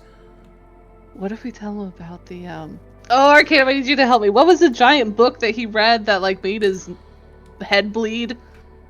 They were like half human, half machine, and it was a campaign arc. You mean the crimes? The Iron Crimes? Yes! Oh, right. You could tell them about the Iron Crimes. Yes, Here, grab my tongue. That's an excellent idea. She'll grab his tongue and just You pull remember it all it. the way over here. Blah, blah, blah. And this is your method of transfer? Yeah, you just gotta grab it. He will poke the tongue and will extract the knowledge. She'll make sure that she accidentally touches his hand in the process. He doesn't care. Your finger moves through shadows. Although it is kind of electrifying. He's kind of zappy. Ooh. She delights in it. Her hair stands on end. Wow. I think so. My fingers touch his fingers. He doesn't care. Damn it. Librarian on Arcadum. librarian flirting. I will take this smoky man. Important question. Is it called the Irresian Enormous Ethernet instead of the World Wide Web? Nice try there. But you're not even Is here, it the gnome EEE? boy. Why don't you? Man, I was just about to ask if I could ask Yes. a Would you question. like to contact the E? All right. He'll take a look at it. I suppose this would work. So I take this piece of knowledge. I open up the database dealing with crimes. Flesh crime. Seems to be relevant, and he'll start to cycle through it. As he does, all these images move in and out of visual existence, and you can see that they are tagged together with these long pieces of silver thread, and then he will throw it into the mix. Several threads will automatically attach to it, and then he'll throw it on its way. And now it is a part of our system forever. Fascinating. Are there... I don't know if she knows... She would know the word remote. Are there remote ways to access all of this? Generally speaking, yes, but it requires great energy to do so. How great. What do I need to do? Well, you either need a well of magic capable of interplanetary contact, or, if you have a vessel, you need a vessel with the appropriate angelic connection.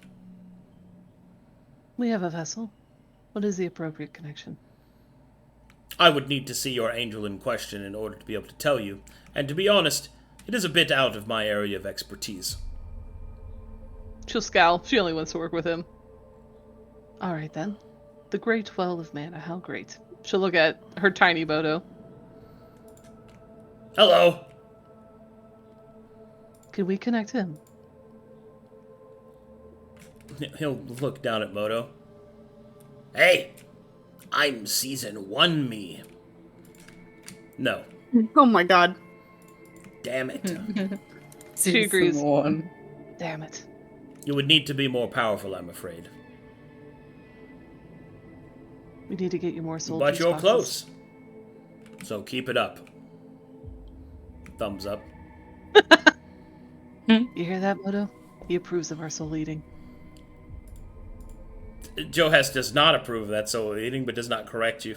Moto will say, well, obviously.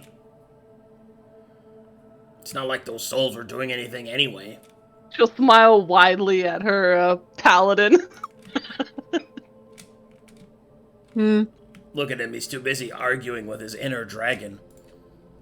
To be clear, Irha has been able to not really hear any of this, as in the entire time. Please understand, Ryder, I understand that you have an unhealthy obsession with this peasant, All I am doing is offering you additional options. If you do end up conjoining with her and produce siring children, at least you will have made a decision with enough information. Do not make a decision in ignorance or haste, Ryder. Ryder, please. What if they're hot? So, What if you would be happier with them, Ryder? You don't know. so on the outside, She's a halfling. You know what I'm saying? so what Maelie, Sera, and Moto would see is Irha kind of staring down at his book, nonchalant flipping the pages. He's definitely not paying attention, and he can't hear really anything. As all he hears is a booming dragon. Huh? Hi. I'm gonna ask something. Oh, well, apologies. Goldenveer has been yelling at me for... Would you like me to eat him? Oh, God. I would like to see that little demon try! No, we're not, no, please, no. Stop apologizing! You are a dragon! He's just yelling in the back of your head, just as loudly as possible. Irha's gonna kind of zone out again while he's listening to Goldenveer and, like, snap back to reality. Oh, there goes gravity. Oh, there goes gravity, my tism!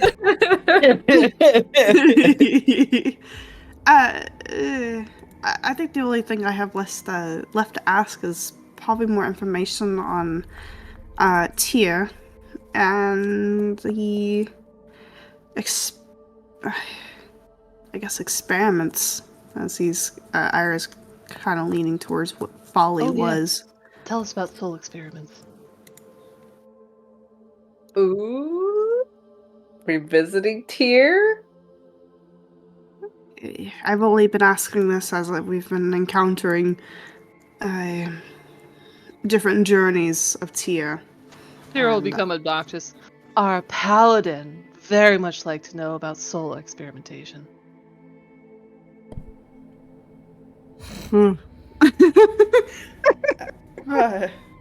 Yeah, what she said. And he kind of looks over. Yohas will kind of raise a single smoky eyebrow. And what specifically did you want to know about? Tyr shivers again at his eyebrow raising. Oh. Well, the more detailed answer that I'm kind of trying to look for is the reason why. From what we've encountered, all of it seems very inhumane and wrong. And I want to know why. Why these decisions that are leading up to it? Why make those choices? I want to know, and I want to read his process, his justification,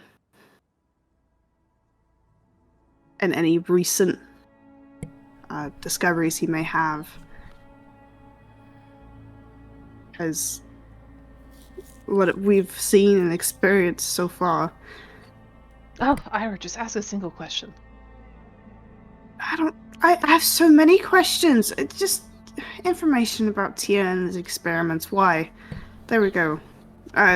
Apologies. That information is not available to the public. How do we get access? Difficultly. What are the credentials you need?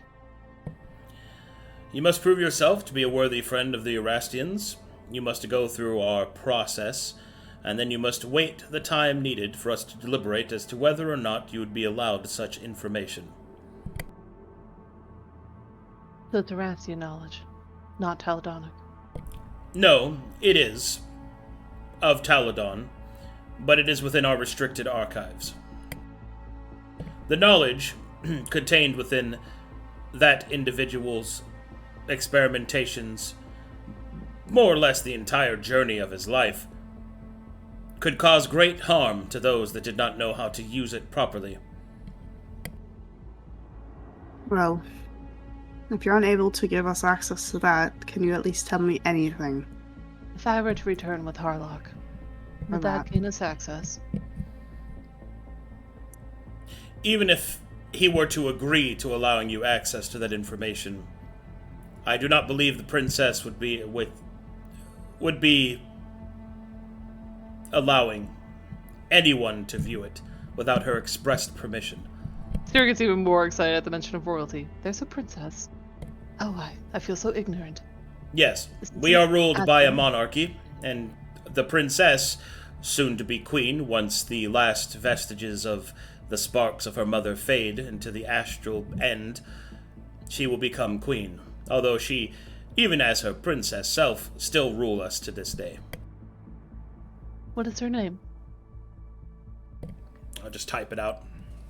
Okay. It's fucking long. Are there a lot of apostrophes in it? Yeah. That's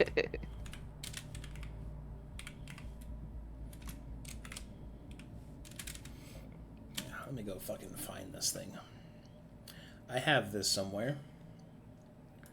God, this is some old notes. See, that would be in the extended archives. 7Y, 7D. That would be group 51.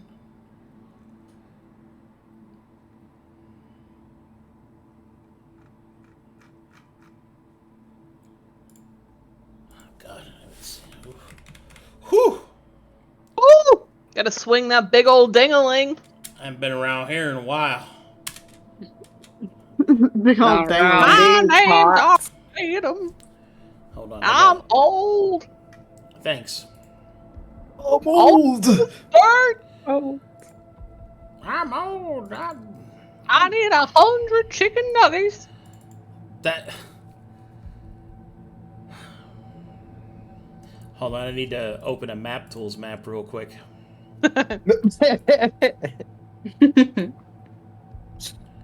Oh my god. Imagine if we played on map tools, guys. Imagine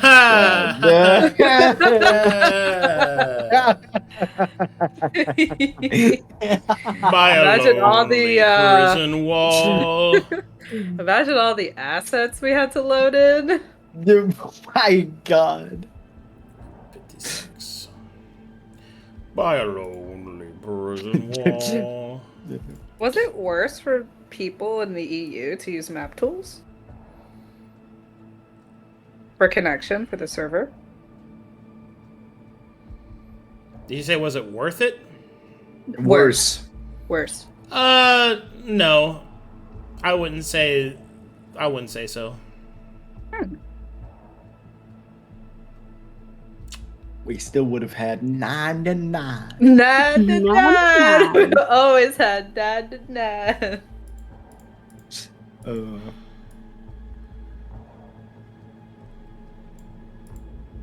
Although I must say, I think with all the assets in map tools, I think my old laptop would have exploded. Mine too. Oh my god. It would just, I click on the link and then it just implode instantly. Like I just, not even click on it, I would just hover over it. And it would just reduce die. to atoms. It just disappears right in front of you. I have to do, who was it? Lily, was it Lily Pichu? I don't remember who it was. That just had it open all the time. And she Yes. had like all the assets loaded, so she would just instantly get in the game. She was in there all the time. It was so funny. I think it's because she just forgot that she was in there. Yeah, that's what she said. It was so funny when I'd be in there and I'd be like, "What are you doing in here?" She's like, "Oh shit, he found me." Just in the corner. Scatter. Scatter. Arist ruins. Sorry, it's. Oh, good. We're getting the lore. This is probably so not going to load, but I'm going to try my best here.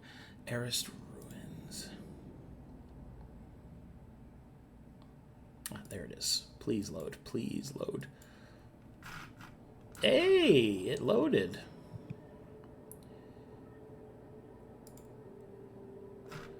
Oh God, I forgot about that. Oh dear. Concern. What's Worry. Monka. S. not for Luka. Luka is eternal. He is Eternal. literally swimming in the ether in space with the clowns. I don't know what he's doing right now. You guys are nerds in a station. He's gone. He's being somewhere. clownified, okay? He's living the dream.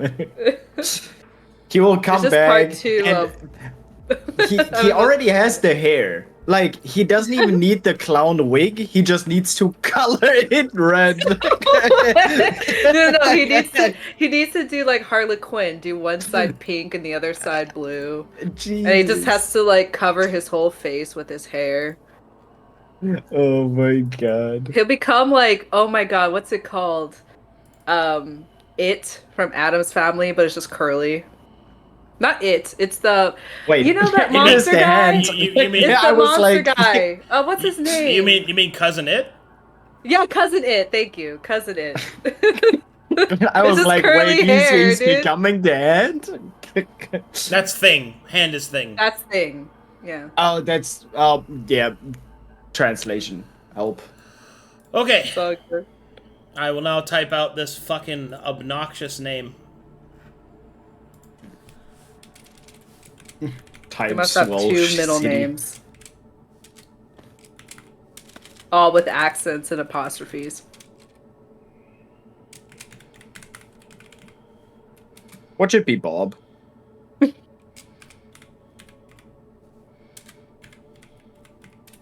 He has 3 names and it's Bob the Builder. Oh, the princess. Bob the Princess.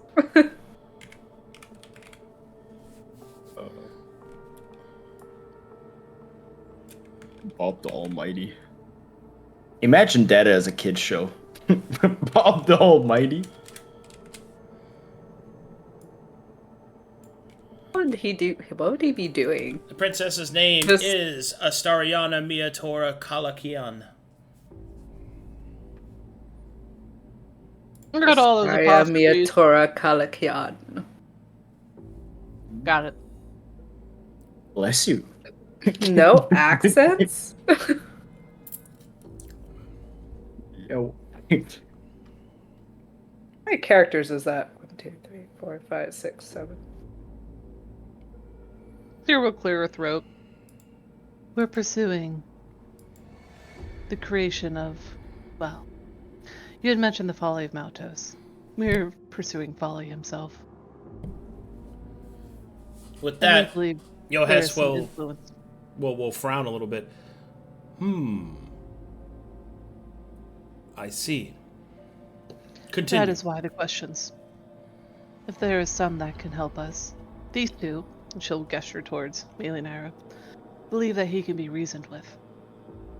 I have only had experience with angels created by the Rexans and the Taladani.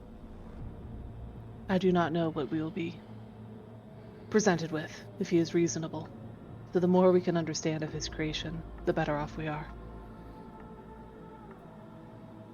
You're referencing the folly of Maltos as if it is a person.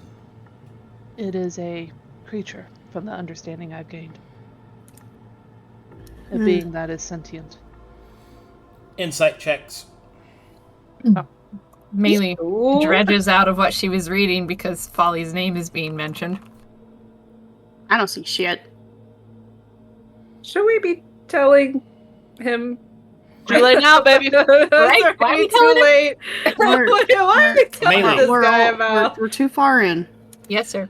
Maelie, as you kind of look up from your tome, you notice that Yohes seems a bit agitated by that information. Concerned, perhaps even. And he will continue.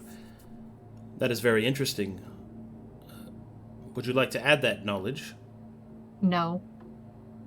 She'll speak up. We're trying to keep it to ourselves so that we can take care of the problem without it spiraling out of control.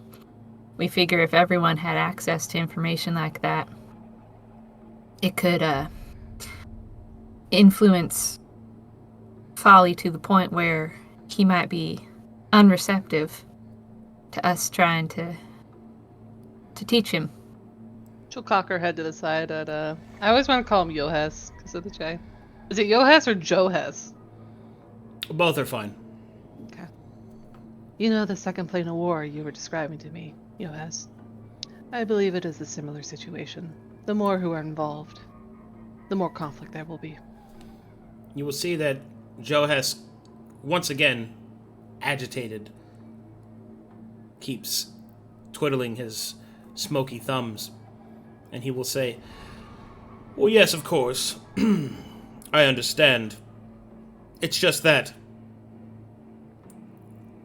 if you were to give such a valuable piece of information, perhaps you may be able to explore the questions you're asking. Perhaps even such a valuable piece of information would be worthy of a royal audience." Maelie glares across the table at Sera. She smiles so wide her canines are full out. She looks like a vampire.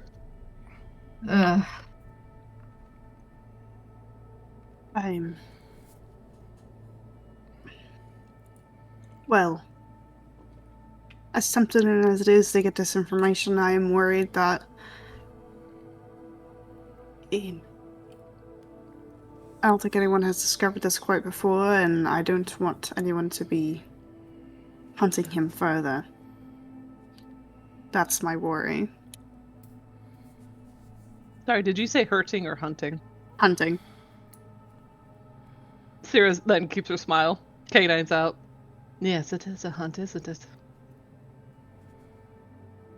Well, it's a hunt for other people. For us, it's just going to be a visit. Johes will raise up his hand as if to interject and say, "You need not fear the Astrans. We are a neutral entity. We do not deal with the affairs of others." Hang on, let me scroll through my notes real quick. Were they involved in any of the... Eris wasn't on any of the Plano Wars, were they? Oh, but they were in the third one. They were involved in the third one because everyone was involved with the third one. Mm-hmm. But no, they are a neutral faction. They are Sweden. Sera believes it. And she'll look at Maelie and Irha. They are knowledge keepers. They're what the Taladani are, or were supposed to be, when they were not tempted by power.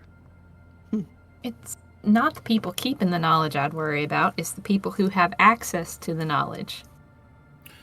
I mean, I realize it's highly restricted, but still, if it's so highly restricted, that means that someone with more power and more assets, maybe, than what we have could go out and do things faster than we could. And that's where the trouble starts.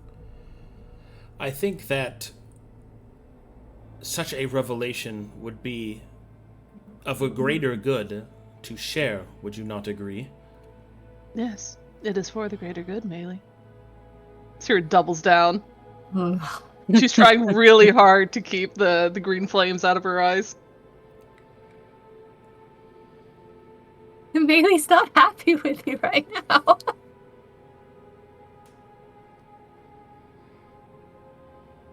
Well, should we ask for an audience? She'll look back at her not boyfriend.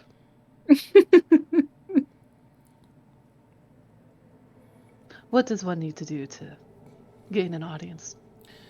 Well, the princess has quite the busy schedule. A donation of knowledge of sufficient value, however, would gain her attention. Could you describe the restrictions on this knowledge? You mentioned the process to us earlier. Do we become the gatekeepers for it? Like the races do? Well, you would still know it. We do not take it from you. For others to access it, I mean. To put it simply, they would have to either make a contribution of similar rank, and then have to seek an audience with the princess, and then receive permission. The princess, despite her young age, is quite wise. She is embedded with the embers of wisdom of her forefathers.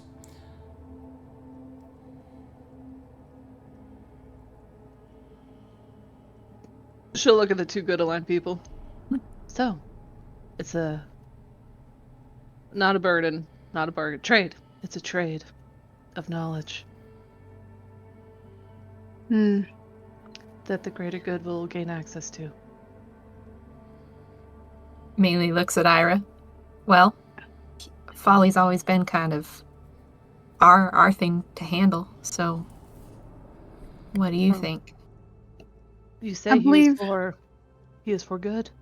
So why would you hide him? Well, Sera, I think you know why. Sir, we're on a very high understanding that the reason why he was built initially was never used.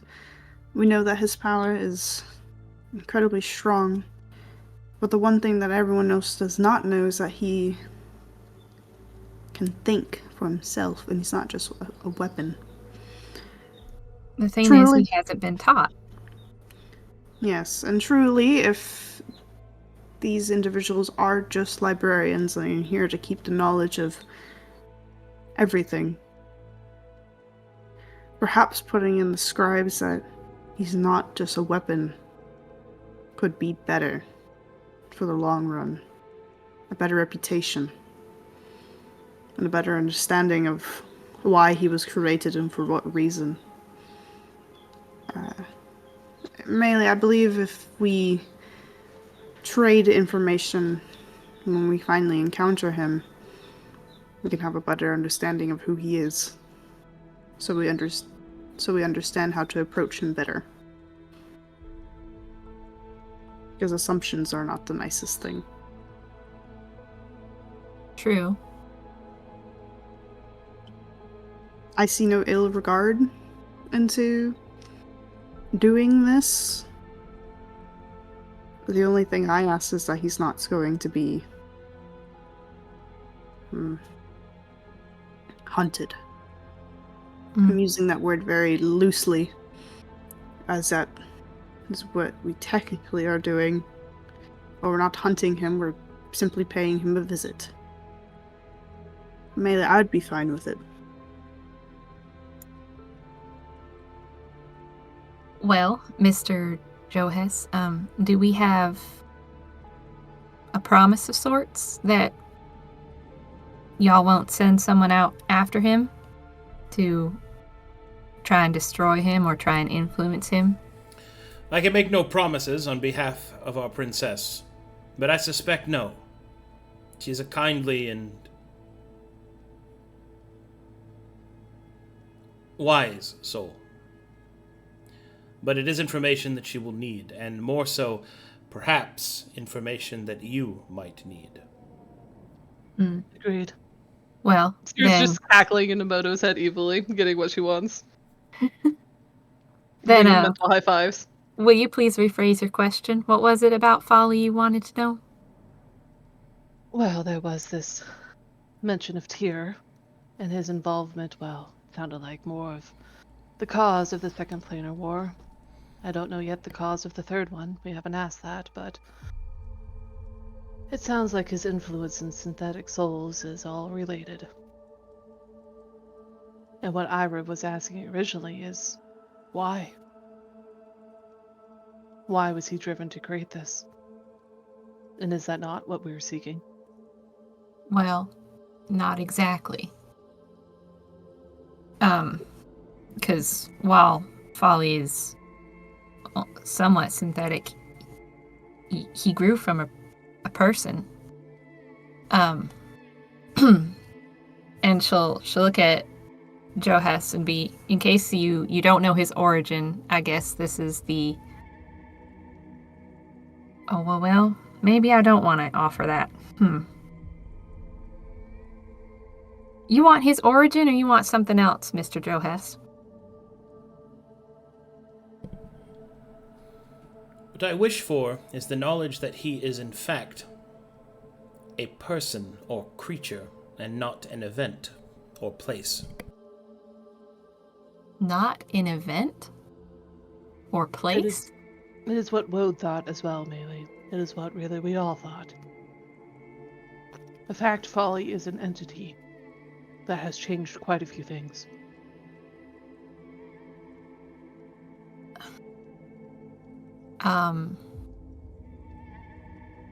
Well, Folly is Taladon's hand, which Taladon cut from his own body and put in a vat, and Folly grew from that. It's technically Taladon's son, in a sense. And she prods Maelie. And what? Oh. What are you... She just looks at Sera like, you want me to tell everything? It is a trade, Maelie. Hmm. To describe it the way you did is to put the full onus on, well, Taladon. And that is not true. So you're wanting me to describe why Taladon cut off his hand? Yes. She's going Maybe. to fully study her not-boyfriend as he's about to hear this. Rolls her eyes and looks back to Joe Hess and says, well, Taladon was infected by the Violet when things were going bad, and to stop that infection from getting to him so that he could solve that problem, he cut it off. So Folly's had a bit of his mind a little bit warped, I guess. But with what happened about 50 years ago or so, he doesn't remember anymore. He's kind of like a child. Not really. He's an adult. And he knows a lot of things, but he doesn't remember. And he's looking to learn. He wants to know how to live life. So, Irha and I are going off to teach him how. Teach him what's right, what's wrong. And hope he sees reason before he remembers too much or gets corrupted by somebody.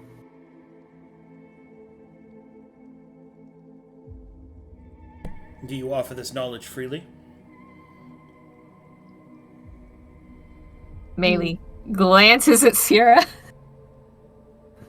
Is that a prerequisite? Yes. I suppose yes. I offer this knowledge so that people who read of Folly's tale from back then aren't just swayed by their own prejudices. They come to have a deeper understanding of him.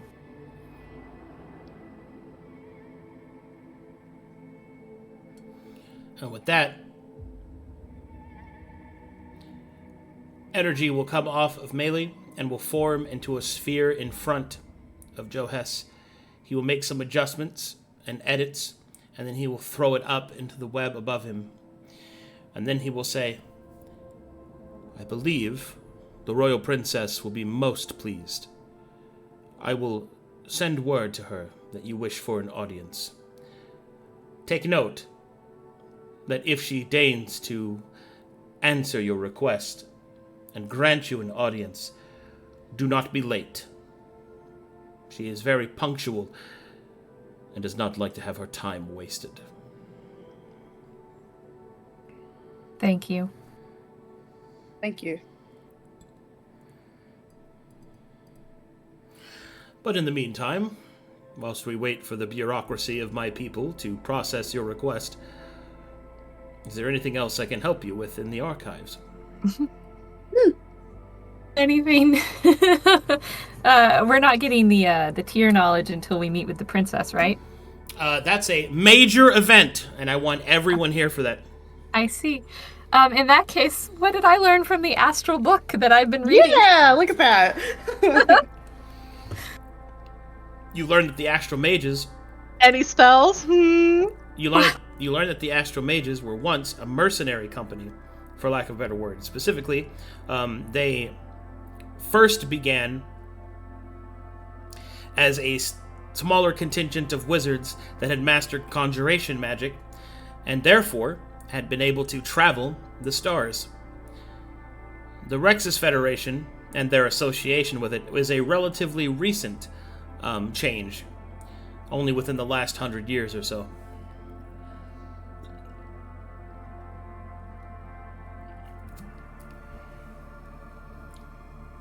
Hey, Leah.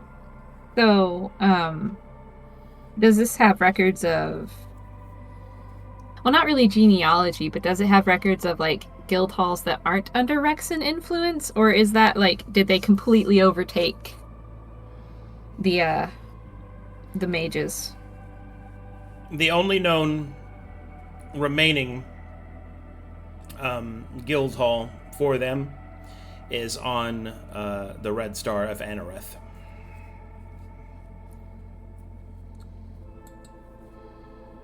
Which is far away.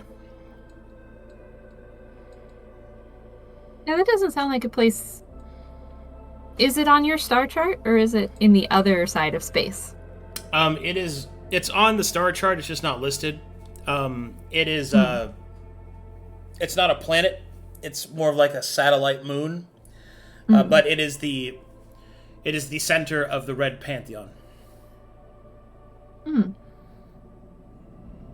Essentially, it is the headquarters. It's where the Astra Traveler lives, and her handmaidens. I see.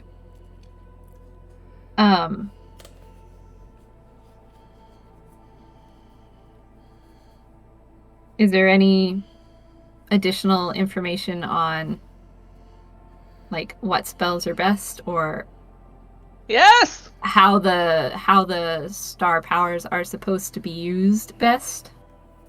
Like goals, common goals, a creed of the mages or something like that?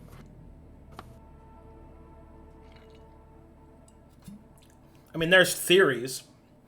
There's artistic representation of it.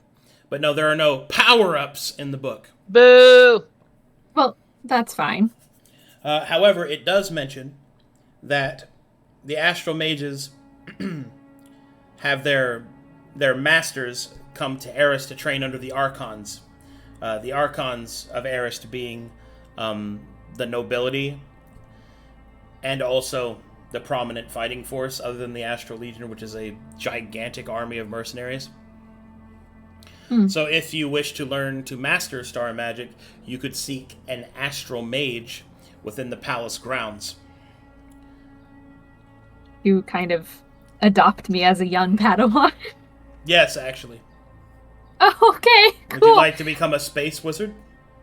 Well, yes. So I guess oh gosh. So when we're out visiting the princess, is there a chance that maybe I could find someone there to take me under their tutelage? Yeah. Yeah. Okay. Yeah. Cool. Great. This has been a very informative book. What was the footnote by the author himself that was oh so important that Joe has wanted me to read? So the footnotes by the author are basically references to other books of which he is calling out them to be wrong and presenting specific passages deigning as such. Oh, cool. It's essentially a YouTube comment.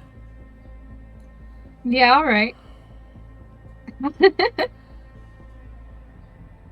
Man, that's a YouTube comment. I can't. Maybe we'll close the book after perusing the whole thing and hand it back. This has been mighty interesting. Thank you. Okay. He'll put it back into the space above. Are there any other tomes I could interest you in? Why was Ban created? Or perhaps Conflux. You have references to those. Let us see. Taladonic colonization tomes. We have a few, but they are rudimentary. most of their information of that nature is behind their specific archive. She whips out her wizard rank, newly promoted. Nice, look at you. In that case, I will access that information for you. All right, what do you want to know? You have access to their archive. She knows why Conflicts was created. Why was Band created? Band wasn't created. Okay. Band What's its origin? Band is its own planet that was crashed into by colonization ships. Okay. So, let me give you the full rundown. Ooh, more lore, more lore. Back to the Lord. Diddly, diddly, diddly, diddly, diddly, diddly. There's a whole battle music starts playing. Okay, so, excuse me.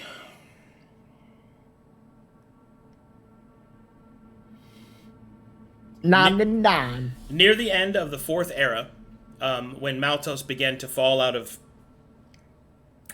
power and standing and began to be destroyed by infighting and all the other terrible things that happened after the fall of Maltos, in a desperate attempt in order to stave off the end of his age, Taladon sent out colonization ships across the stars in the hopes that if enough energy was provided by the ley lines of these other planets, that perhaps Maltos might be saved.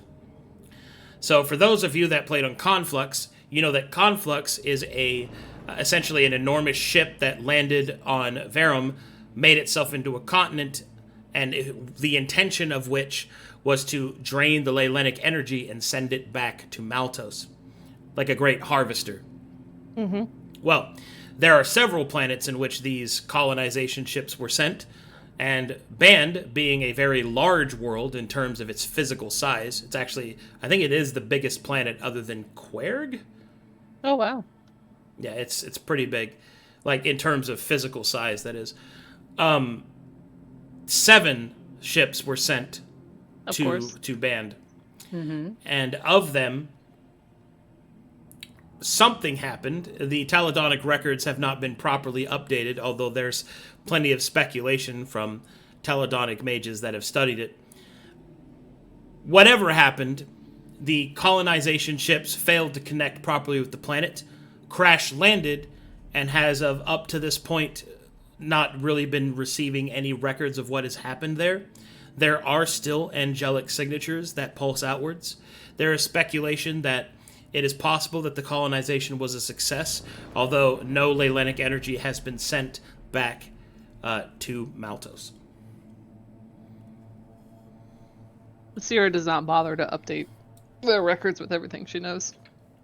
Instead, she'll look at where else were these colonization ships sent. Oh boy. Oh no. Ooh. Okay. Colonization ships.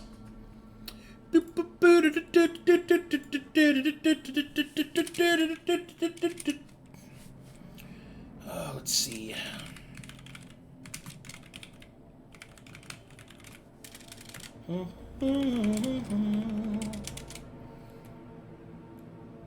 No matter what I do, all I think about is you. Bop bop beep bop beep bop bop. Going crazy over you.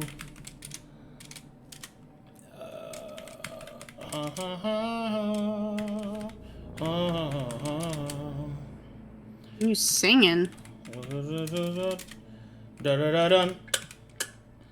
Da da da dun. Da da da dun. Da da da dun. Dun dun da da dun dun dun. It's not picking up my snaps. I feel so sad. That over kind of spooky. It's such a shame we can't play in person. It would be so fun. We can't play what? Yeah. In person. I love in-person That's true. games. Da da da dun. I can't snap. No snappies. No Can you snappies. snap with both hands? Stranger than the cookie, but overrides a bookie. The Addams Family. Let's see. And I can snap pretty loud with my fingers. Wow, dude, I can do that. Yeah, I know. Can That's you snap with crazy. your other hand? I can. Oop. All right, here we go. The I'm ready. Taladonic colonization took place at the following places, or at least attempted to. Oh fuck, that's right. I should have the note here if they failed or not. Hold on, let me annotate this real quick, because that's a natural thing you'll ask. Preemptively answering my questions. Wow. Wow, what a great dungeon master. Her crush grows on Yohez.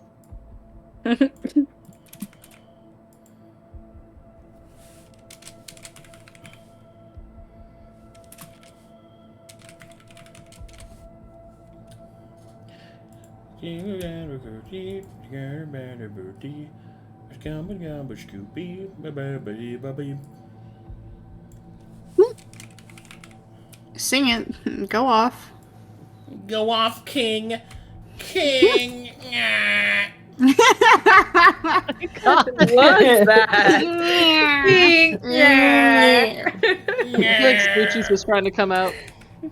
Me if I'm present at the F1 track.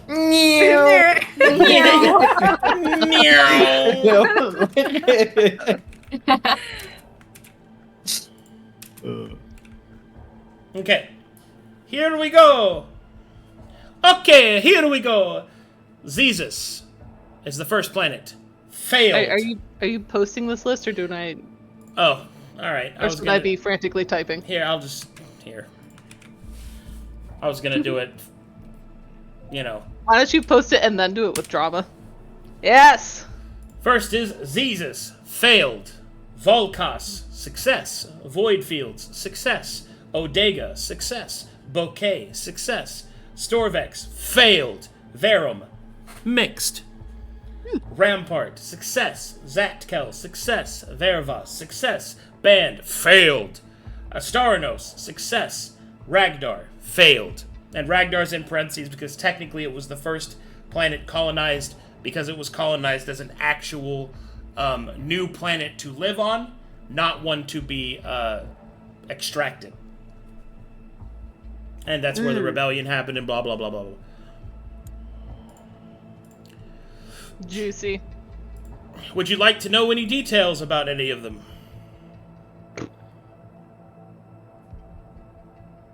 I'm keeping an eye on the time, so as much as I would love to hit every single one of those, I don't think I should. I mean, I would ask about Verva, because we have a plant from there. Go ahead.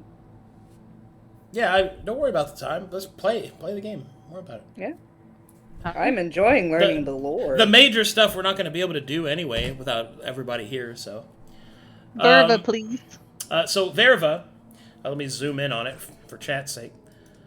So the records listed here mark Verva as a success, and that extraction is currently active. Additional information shows that there are also updates occurring. Let's see. Let me actually review my own updates here. Let's see. Extraction active. Oh, okay.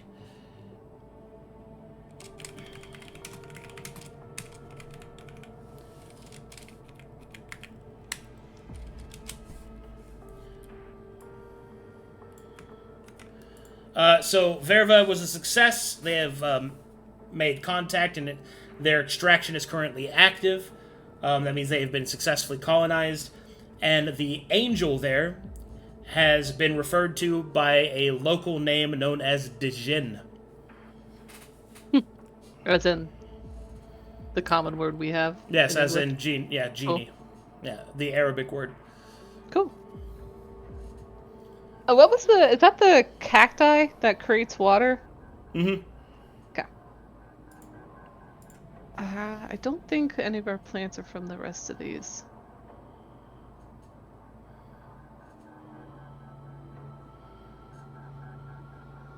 I'm interested about the void fields, because isn't that, that's all dead, supposedly. What's dead? What? Sorry? The void fields. So I'm interested in how that was colonized. Oh boy! So the Void Fields is a planet that was destroyed. They sent a colonization ship there to try and make some kind of outpost. It successfully started extracting energy. You will note that specifically, although its extraction is active and the Void Fields colonization was considered a success, it is currently shut off and receiving no updates. The shut-off came from the Maltosian side, which is interesting.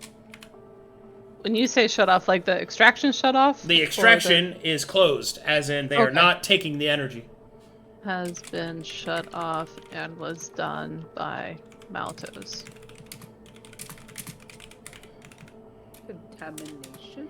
Can she zoom out a little bit? So we've got, just eyeball, like 10 different successes. Yeah. So if she thinks about it in a sense of, okay, so there's all these different, some of them maybe shut off, all these different power lines coming into Maltos. How much energy does Maltos need to start? You know, quote, if it's a big old engine, how much does it need? Like, how close is it to what it needs? Make sense what I'm trying to ask? So the energy output required by Maltos in order to, we'll call it, restart or to maintain itself. Mm-hmm. Well, it seems that the energy levels it's receiving from many of the planets that it was successfully harvesting do not give out enough energy in order to make up for the energy expended in which to go after them. So there's not a lot of profit energy. I can tell you the two most profitable energy sources are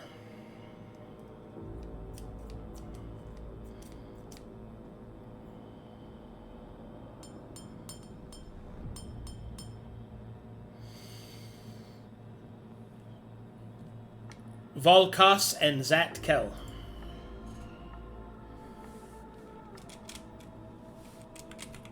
So, oh, Volkos, okay.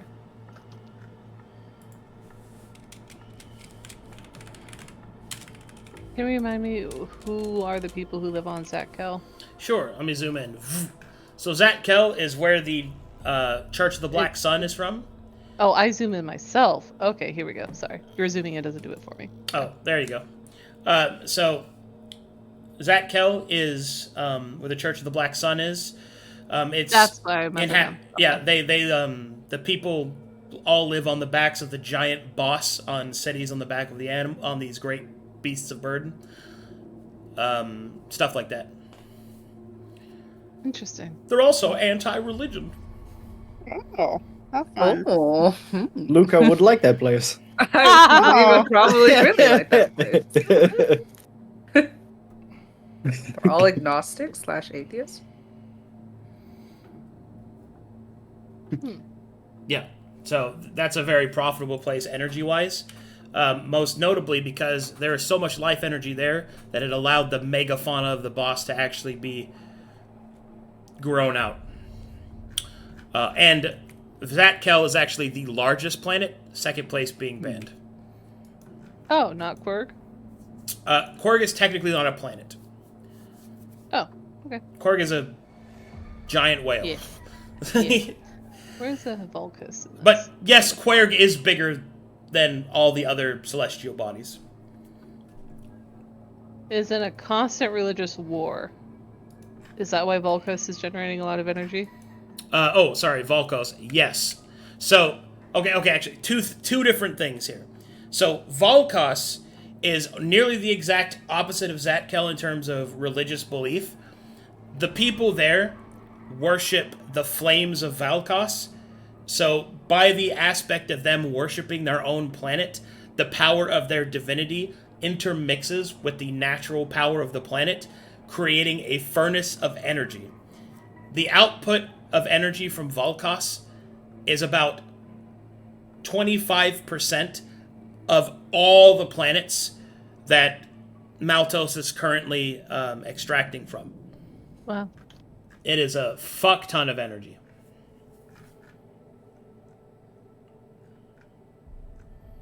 Okay. She'd pull the knowledge on Maltos itself. Like, what's it been up to? What's the news? Classified. Okay. You do not possess the appropriate rank. That's what I suspected. Wonder what the taxes are like for so much energy. The taxes.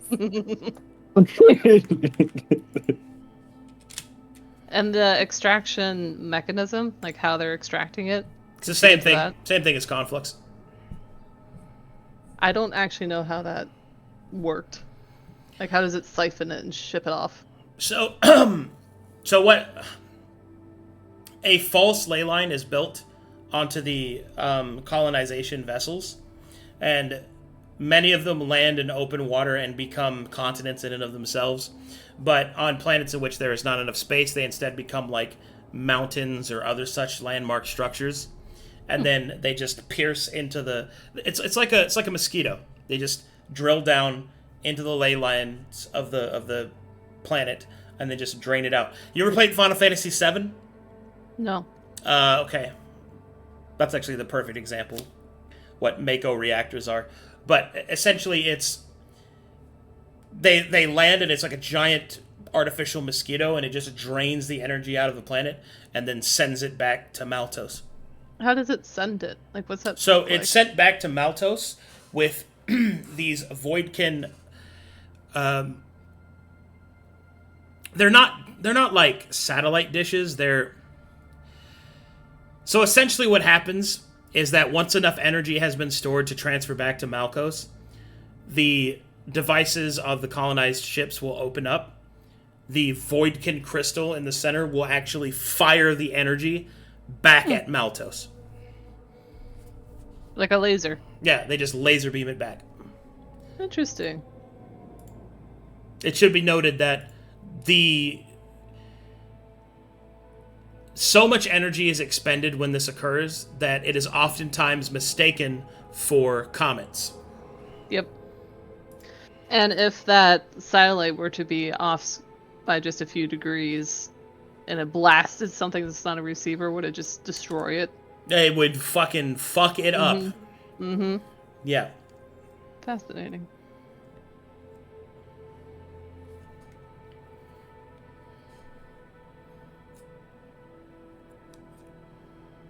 The other ones that failed, Storvex and Xezus. Can you tell me about why Storvex failed? And I'm asking about that one since we just sent some refugees there. So Storvex failed. So the Storvex colonization failed because the ship was hit by their god storms and were ripped apart. Okay. And they tried to dunk on Storvex and were slapped out of the air. And Xezus? It landed into the mouth of one of the megafauna and it was eaten. Oh my god.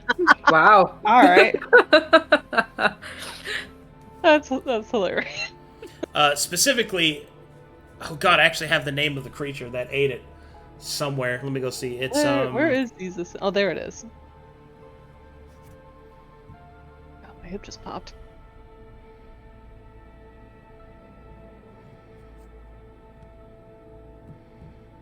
Oh, it's like going to Jurassic Park, you guys. Yeah, that's what Xezus is. It's That's so cool. yeah. Let's go there. Die instantly, maybe, but It's got a bunch of super fauna on it. That sounds amazing.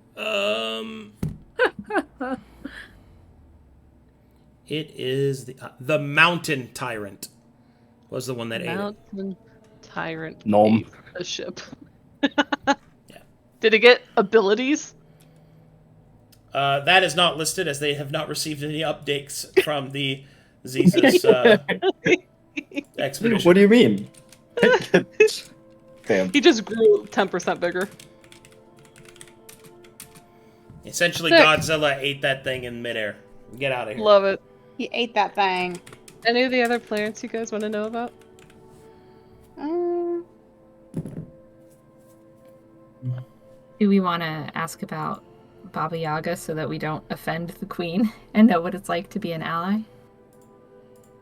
Sure. All right. One tome on Baba Yaga, if you have anything about culture and how to present ourselves so we don't look too out of place. So he provides a tome of that. Oh, What? God. Let me go get that. Baba How Yaga much mentioned. knowledge? Okay, so let's go ahead and go over Baba Yaga. So, a couple of things to learn. Fuck. First of all, there's, although they're not against deitic worship, there's no point to deitic worship, because that is not really the thing here, because the patrons are here.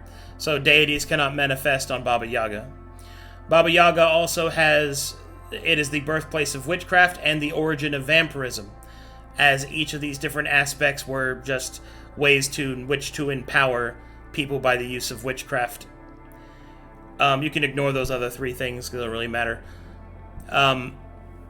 So, in the culture of Baba Yaga, women are the dominant gender, and men are second-class citizens. That includes any male-presenting kind of character. Because of that, they are oftentimes treated... Well, okay. The more handsome a man is, the higher his value is, so therefore the further from slavery he is.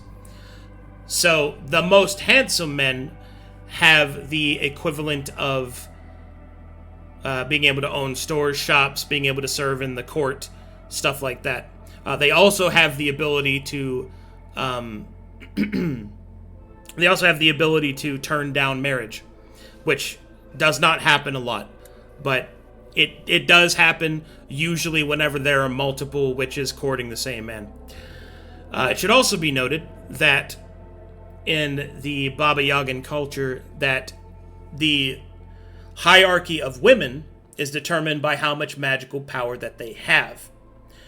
Meaning that if you have no magical power, you might be referred to as a sow, or a breeding point, right? In which the only thing that you have to offer, essentially, is the gift that all women have over men.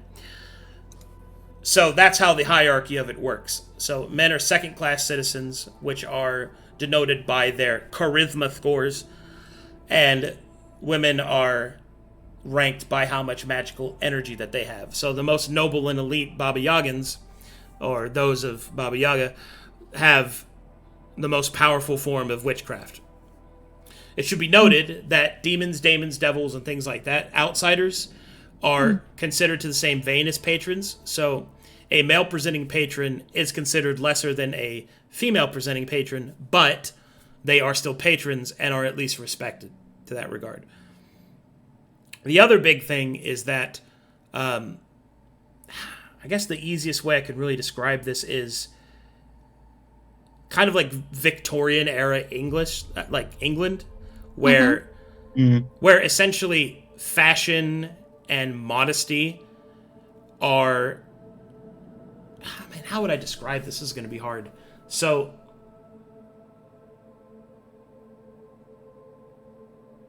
imagine Victorian England, but without the bastardization of sexuality. So, women don't wear clothes to be modest. They wear it to present their station. So fashion is a weapon that is used to fight your way through the social world. So do not have a lack of drip, or else you will be laughed out of the world. Don't do it. If you have any hope at all to maintain any of the witches' their attention for any sort of time, you need to make sure that you are appropriately dripped out of your mind. Hell yeah. Also, and this is a very important thing to keep in mind as well, witches do not give their names. They give their personas that they go by. In Baba Yaga, because of the heavy use of contract magic, which is what the base of witchcraft is, your name, your real name, has power. Do not give it out, because if somebody knows your name, they can do all kinds of fucked up shit to you. So that's something else to keep in mind. It is considered to be common practice to introduce yourself as a pseudonym or a title. However, it is considered rude to place a title on yourself that is not befitting your station. So you can't call yourself Your Majesty if you are not a queen. And you especially don't do that if you are in the presence of an actual queen. In this case, the Witch Queen herself. It should also be noted that dishonor and disrespect is paid for in 1/10 of blood. So in Baba Yaga, if you insult somebody, they might cut you as recompense, which is why most people in court carry a dagger openly on their belt. It is not a weapon to be used in battle necessarily, but it is a weapon in which to claim a recompense. So on and so forth. And that's pretty much all the overhead stuff that you need to know. So, when it comes to our dear sweet Effie calling herself Giga Captain, is that going to be a problem? Yes. Uh-huh. Especially if she is in the presence of any of the witches that are also captains. So, how come the little ambassador here in the embassy didn't have an issue with it, or didn't seem to have an issue Because with it? she is an ambassador. Okay. And what if one goes by a nickname? That is perfectly fine. Well, because I think Sera and I both have technically longer names than what we go by as characters, right? Mm-hmm. So going as Sera and Maelie and introducing ourselves as such won't be giving them the in for the contract, because they're technically nicknames? Sure. Keep in mind, though, that you are going to a place in which there is so much power in names that people are good at finding them out. Okay. So keep that in mind. Be careful. So maybe just the title. Hello, I'm the Fading Star. Nice to meet you. But the fading star is only in relation to you. Yeah, but that's fine if I'm point, being introduced. The point is that you have to... The idea of going and being involved in the politics of Baba Yaga is that you have to be honest in a way that is unrevealing. Mm-hmm. It's the aspect The devil way. It's the aspect of the dagger in the curtain.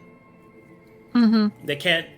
So you have to be honest about who you are. So you have to provide a pseudonym or title that describes you, but you also can't reveal your true name because then people could harm you. So Okay. Keep that in mind. All right.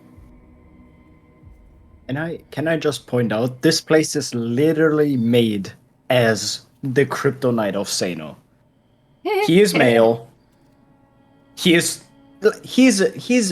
not attractive. Let's be real here. He's Okay. not unattractive. let's not bend reality too much, okay? He's not the most attractive man. He always wears armor, so basically has no drip. He has immunity to curses, which is nullified. He has advantage on saving throws, which is made to disadvantage. This place is literally made to kill Seino. You know what? See, but you have your party, and you have your weirdly obsessed gnomes with you. You'll be fine. So, yeah, I'm definitely bringing freaking gobbledygook with me. Yeah, for sure. Yeah. No, I don't know about that one. Gee. You'll be fine. will it be okay for the males of our party to actually join us on the planet? Because, like, in the embassy, As they long weren't as allowed. They were literally blocked out. They were blocked out of that, yes, but if you bring them, they had better be brought in their appropriate roles. So they better be servants or slaves or the highest the highest form of their status, which is husband. I think Seino's actually fine, because Sera's titled him in the Taladonic way as a mage guard. The rest of the men, IDK, but I actually think Seino's fine. I don't know. I mean, you can tell Irha to be whatever he needs to be, and he'd be like, okay, whatever. I don't know. Luka sounds like he's gonna be redacted, so I don't know. I have no idea. Luka's gonna be fine. They're gonna find out about my history with the Gamble Black and then purge me outright. That's You're gonna still happen. hunted, right? No. No. Maybe No? not. If we're lucky, we're not. Huh? You You're dropped not it in a sure? dream. I got rid of that. Oh, I guess I should mention, this is where the Gambler Black actually is. Yeah. Yeah. Yeah. Yeah. That's we why I know. asked. Saino's gonna enter into that realm and just implode. I think we could Explode, go. implode. Then we could just have a nice chat with him. Yeah, I nice don't know chat about with the a nice Gambler. chat. The last chat I had with him ended really on a good note. Yeah. Yeah. He's a bud. The We'll just last play some time we dice, talked, call I it a basically day. told him to fuck off. I mean, he still technically owes me. Should I carry a dagger? Yes. Have him- Oh. Take his blood. At the Gambler Black. Take his blood. to Give it to Sera. the devil. Yes. Oh my god. There was one thing I wanted to do before we wrapped up. I need to ask Johas a question. Okay. Johas, I need to send a message to Conflux. How do I do that? Oh, you just simply use the matrices here. He will snap his fingers, and a small beam of light will appear into a sphere of light, and he'll pass it to you. Speak your message here, the recipient, and it will go to the appropriate courier. She'll look at him. In confidentiality, can I expect that? As much as is reasonable. She'll war with herself a little bit, and she will speak her message to Valis Dane. Valis, the genophage is fading on Ragdar. And that's all she'll say. Okay. And the light will beam off.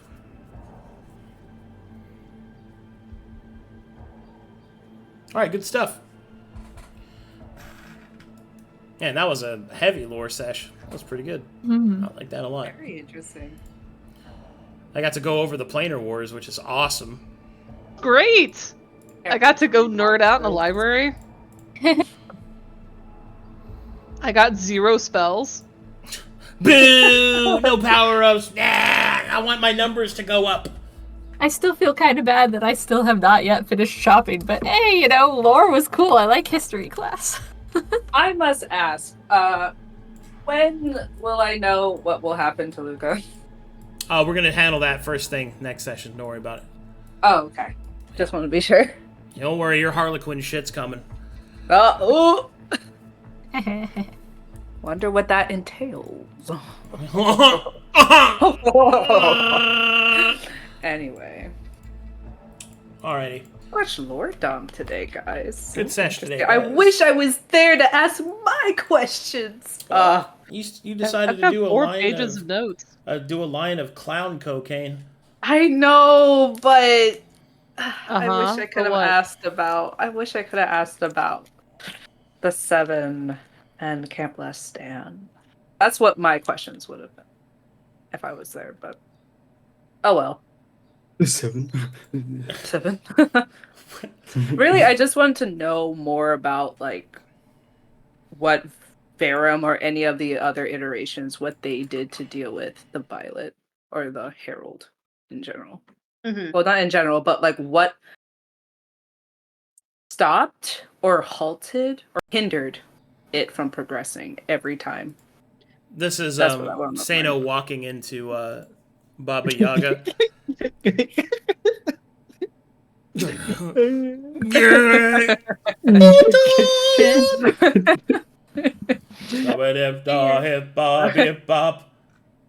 Bro, I swear, I stepped 1 foot on that planet, and like 5 witches teleport around me and just freaking arrest me on sight.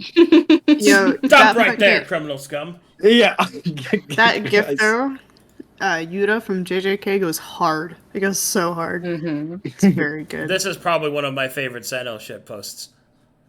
It's pretty good. Can we have a sticker? So good. Hang on. I think we have a I'm not sticker sure in what here. to expect in the chat room. We do. Describe yourself as your typical garden variety guy.